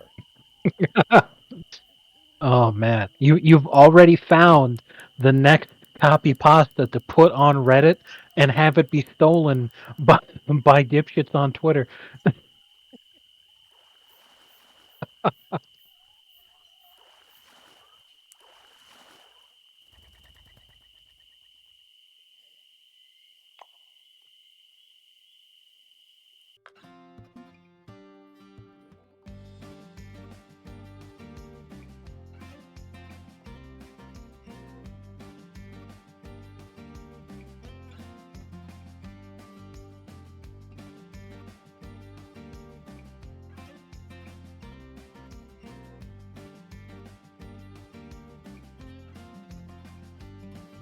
Oh no, it's actually gonna do this one too.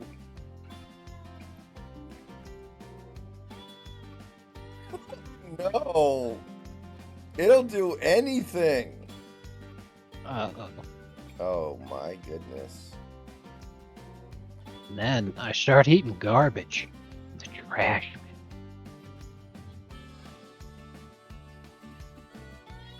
Okay, I'll send you this one when it's done writing it. It takes a minute or two. Jesus Christ! I didn't think it was gonna do it! Oh my god.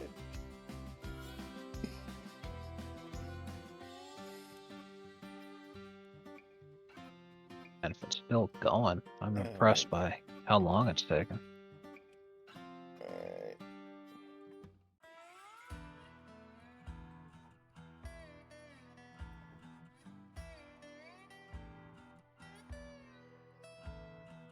Holy shit, this is good.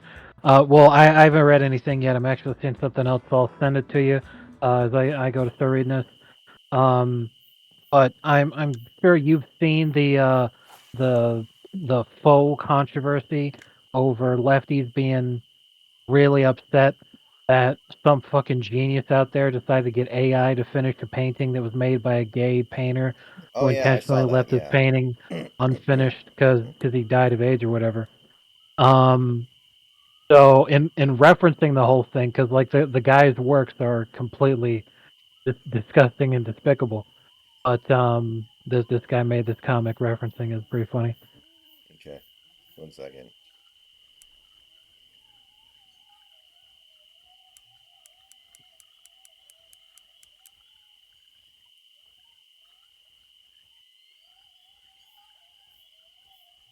Grok stories are so long, I have to send like all of them as files.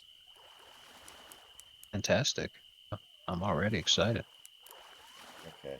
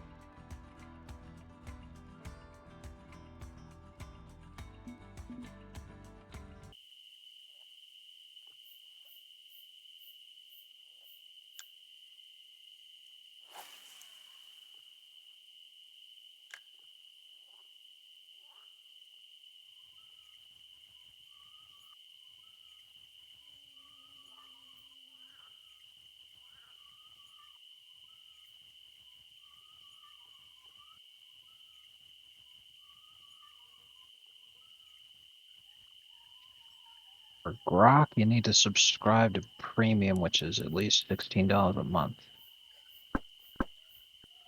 But Yeah. I get plenty of hours of entertainment from making ChatGPT stories, so if Grok ones are better. I mean, if you just want to give me a few prompts that I can give to it to see if it actually meets your expectations before you commit to it financially. Uh, yeah, sure, I could do that. Did you Let me see? read Did you this one see? first. Yeah. I got a feeling I know what it's about. Oh my god, it's actually happening. A steamy situation. Oh boy.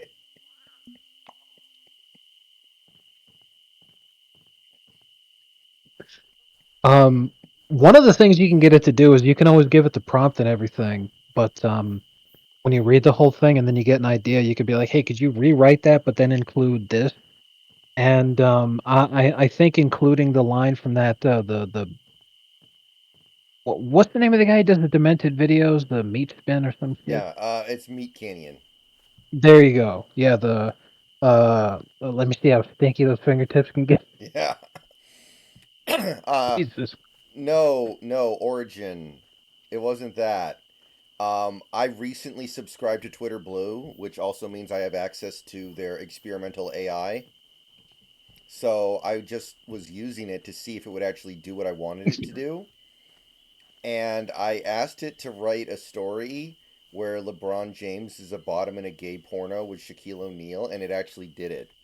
Because I would tell Chat GPT to do that, and it would just like tell me, "I'm sorry, we can't do that because it's offensive and disgusting and Right. awful and wrong." And so I asked Grok, that's what they're calling it, Grok, to do it, and it just did it. And I was like, "This will do anything." Yeah, that's wild. Because considering this, another thing that ChatGPT does is it'll say, "Hey, that's offensive to do because even though I would write a story about this kind of thing, because if you just said, "Hey, could you write a story about this?" It'll say, "Okay, I'll do that," and it'll make up characters. But if you're using real life people or copyrighted characters that it says, "Well, it's inappropriate to do that with a copyright," then it'll shut down. It'll be like, "Hey, you know, like I try to fucking I was having a lot of fun with this because it was going pretty good for a while, and then I hit the brick wall and I was furious." Because what it was is uh Kramer. It starts off with I'm like, okay, I want Kramer to show up wearing a shirt that says "No Fat Chicks," and it's like, well, that's offensive. I can't do that. I'm like, okay, what if Kramer wears a shirt that says "No Fat Chicks" on it? So George, Jerry, and Elaine tell him how offensive that is and how it's wrong. So Kramer realizes that making fun of people with a weight problem is a bad thing. However, his shirt becomes extremely popular because the stitching is impeccable and the material it's made out of is really vibrant and exciting. So his shirt actually, and it was handmade by him. His shirt actually becomes one of the hottest fashion statements in the entire country. And then Kramer uses that as a springboard to launch a new clothing line and the proceeds go to funding education about proper diet and exercise routines to help fat women everywhere. So I was like, okay. So it did that. So I was like, okay, now I'm going to do a whole thing where Kramer becomes a professional fitness instructor. And I was like, well, wait a minute. What if Kramer became a professional fitness instructor and then he helped out George? And so it was like, and George became incredibly fit and strong, and he was the most muscular man in town. So I'm like, okay, so how about George becomes Mr. Universe? Okay, so George becomes Mr. Universe, and now Steinbrenner's like, this is a great opportunity for us to market George's new status as Mr. Universe with the Yankees. So then he has George walking around the office dressed in nothing but a Speedo, baby oil, and a Yankees tie. So Jerry sees him on the street and he goes, "What the fuck? You working at Chippendales now?" Which gives George an idea. He's like, "Wait a minute." So then he goes talk to Steinbrenner. Steinbrenner's like, "That's a great idea. Let's work together. We're gonna market with Chippendales." So then George and Arnold Schwarzenegger do a Chippendale commercial together, and then Jesus. it was supposed to be a springboard from that, and so George becomes an absolute sensation. So now he gets a part in a new movie with Arnold Schwarzenegger and George Costanza together, and then they're all like, "Hold on, I think that getting Arnold Schwarzenegger involved in this too much is just a little bit out of the realm of possibility here." And I'm all like, "And fucking George Costanza being Mr. Universe?" And I'm like, Jesus Christ! But it's because Arnold Schwarzenegger's a real person. I was trying to get him involved in a fictional story to too much of an extent.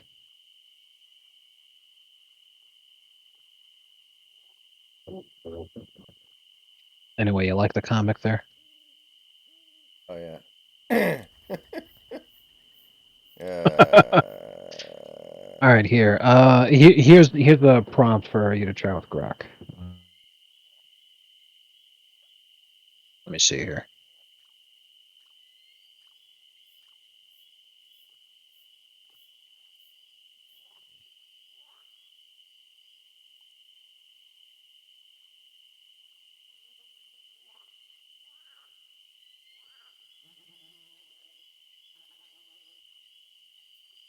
yeah, it still won't quite be as visceral as a real person is capable of being. It's trying to make everything kind of be happy and optimistic and have a good ending and make everybody happy. It's not all the way there, but it's much better than ChatGPT.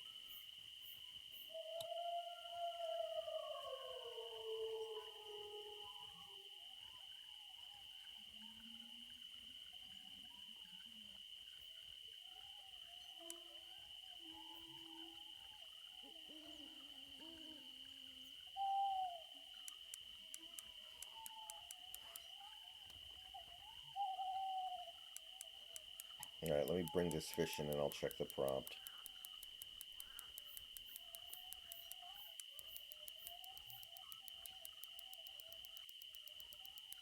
All right, it'll actually write foot fetish stories. Let's go.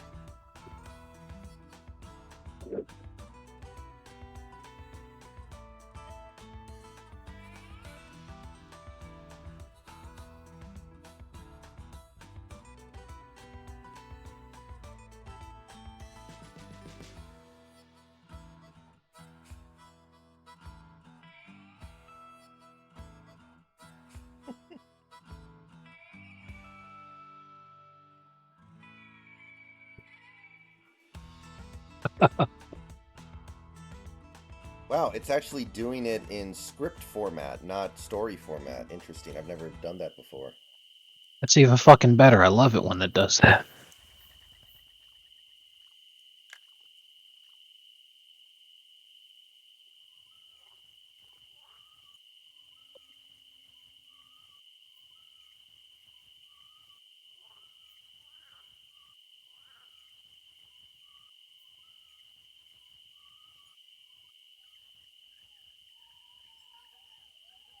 Okay.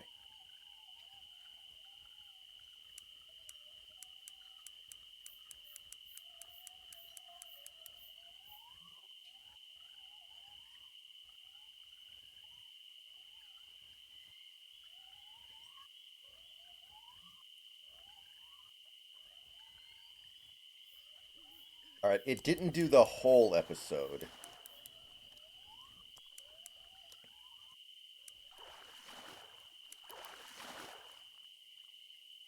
All right. Let me see here. Oh, okay.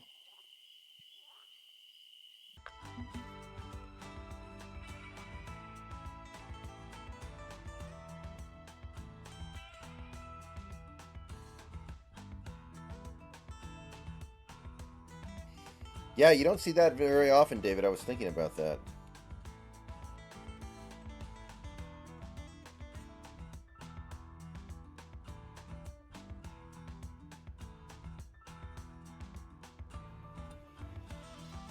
Slow-witted bald man. I love it already.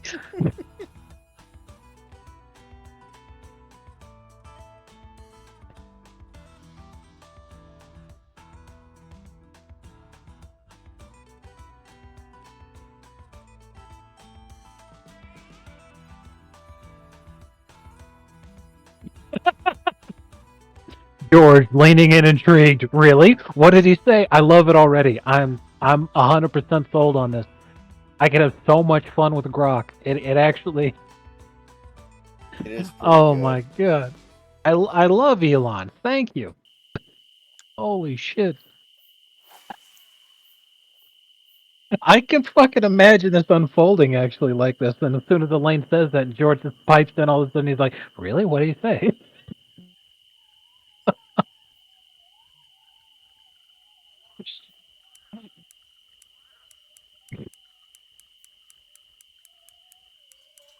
And yeah, it's never gonna write like the whole episode because that would take too much. But what you can do is, and this is what I do when I get ideas for stories, is I say do a sequel where this.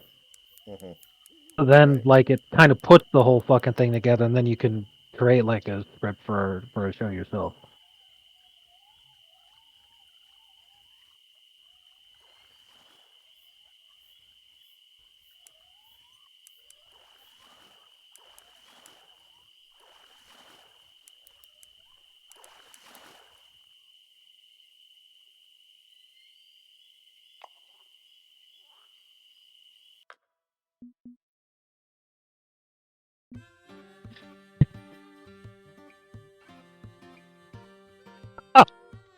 I can hear Jason Alexander's voice in my head saying, "Yeah, but at least I'm not related to Hitler." That is fantastic.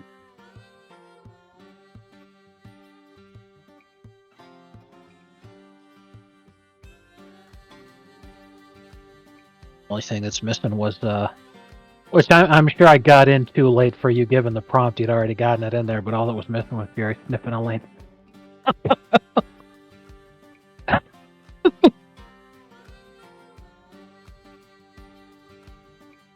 Oh man, that's good stuff.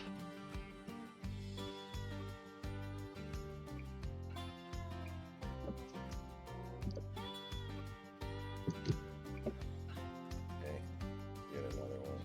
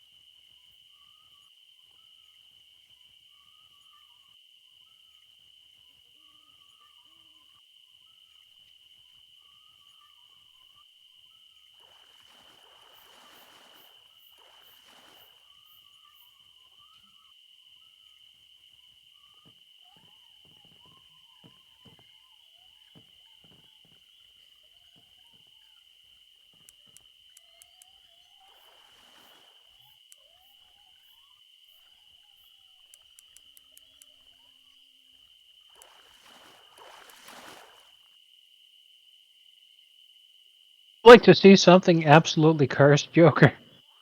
Hold on 1 second. Alright, I'm sending it to Sandy first. Mm-hmm. Yes, it didn't need to send as a file. Tell me a story about the dog. Amazing.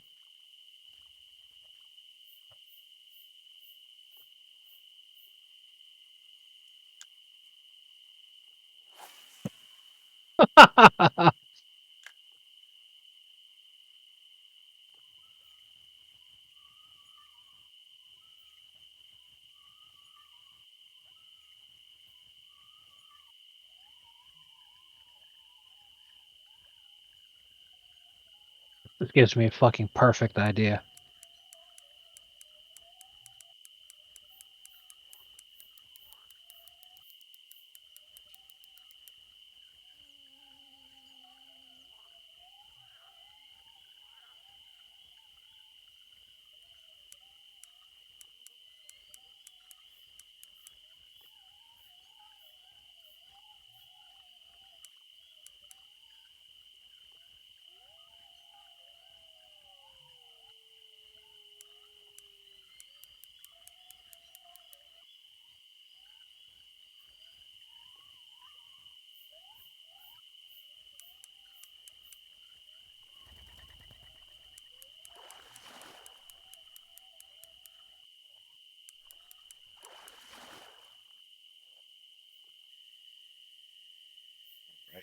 Right.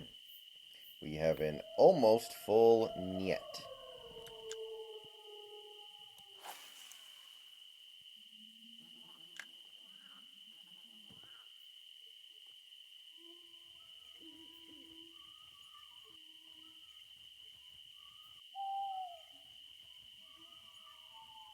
Kramer wouldn't be involved in this scene because of the time he's doing karate with children.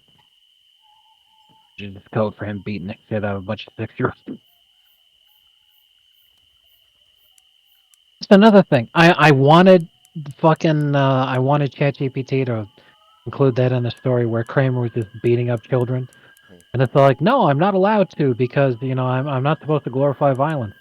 I'm all like, but I just did an earlier story where Kramer used his karate skills to stop a bank robber. Like, this is how he learned karate. Didn't you watch the show? And it's like, it's true that in this episode that blah, blah, blah, that Kramer learned karate by beating up children to the delight of his sensei. But I can't write a story about that. It's too mean. I was like, dude, fuck you. Like,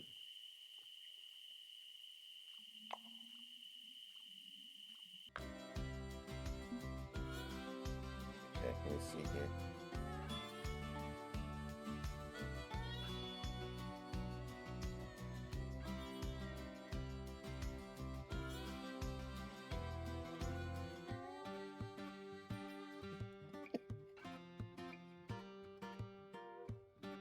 Oh my god, it's actually doing it. yes. yes. Oh, man. Yeah, considering I spent $21 on Construction Simulator, I'm like, this is easily fucking worth it. Holy fuck.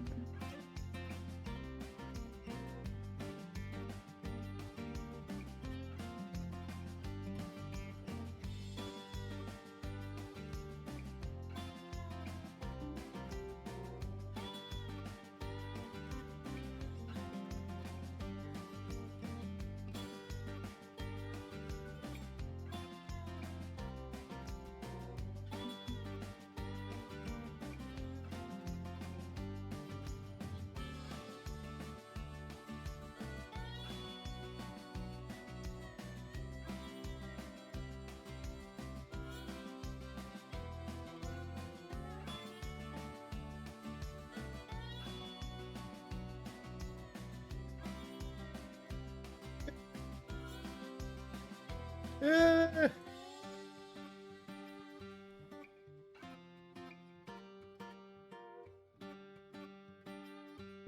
Well, I mean, he's a center. Evan Brown, like, centers don't really have stats. They have, like, penalties, and that's it. Everything else is subjective.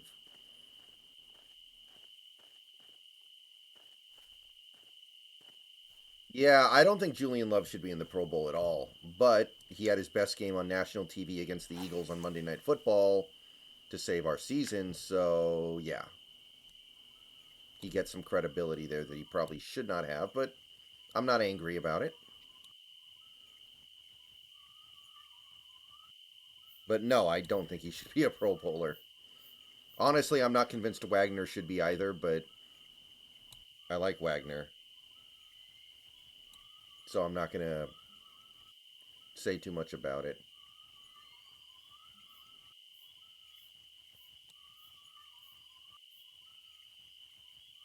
Pretty good.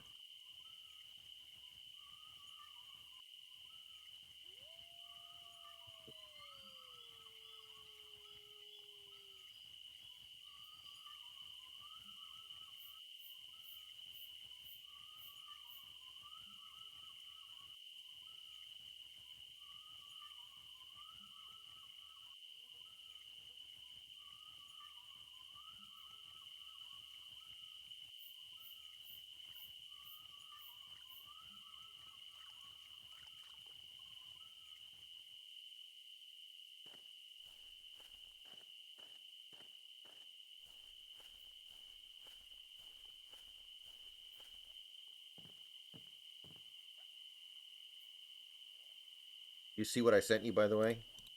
Yeah, I read it. It is way better at writing Seinfeld style dialogue than ChatGPT is, I tell you. Mm-hmm.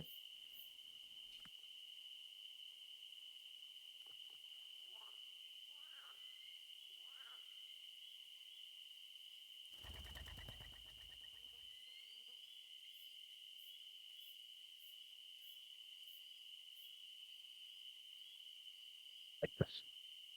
Don't come up with another Seinfeld prompt after that one.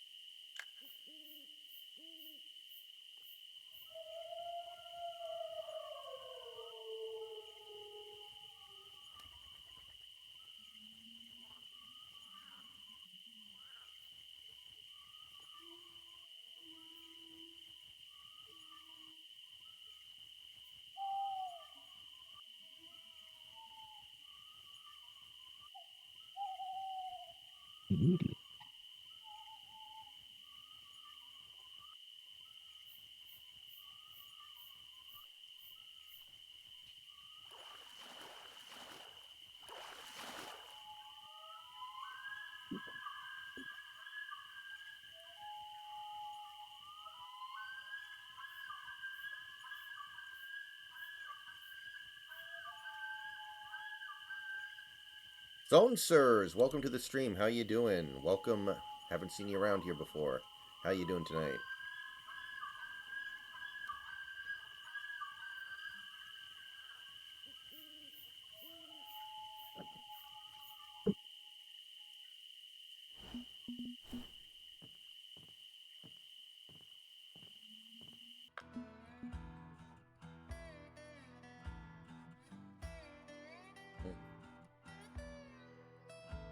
That's certainly one way to put it.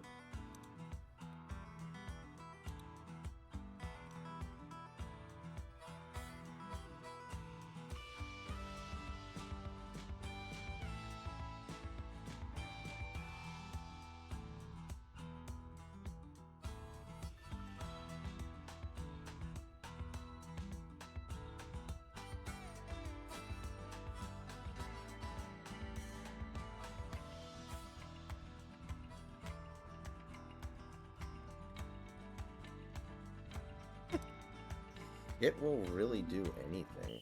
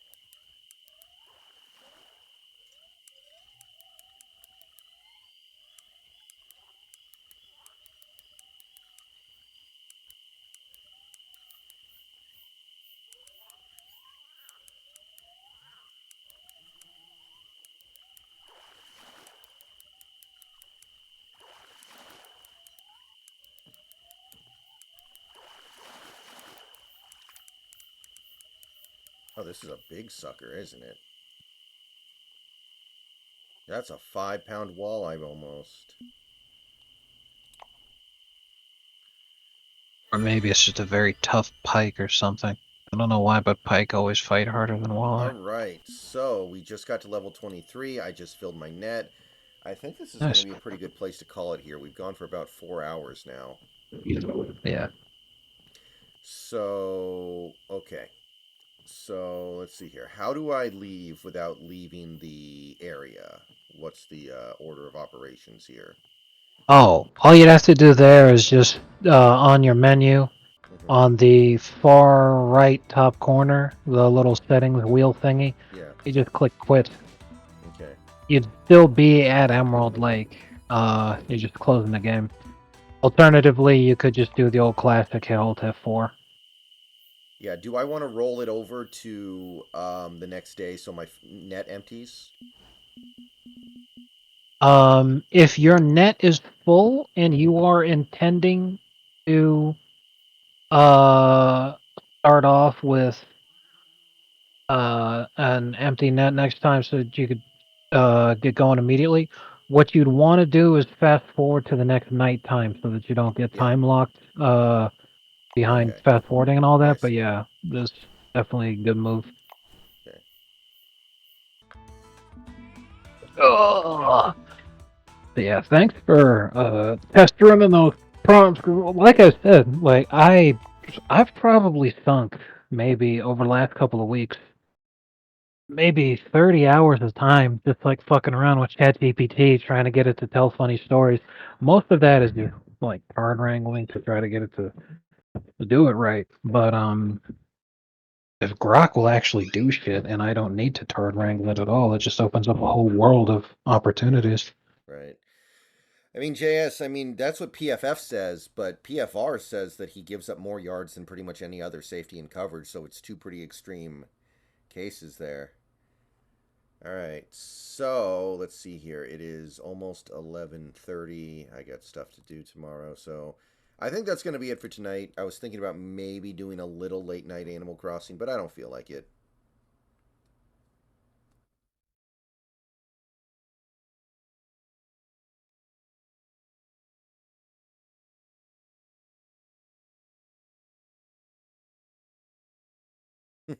I noticed.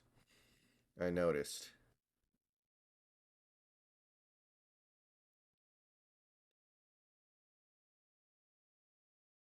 Did you see the Grusty? Yeah, I did, unfortunately. All right. See you guys later. Well, tomorrow.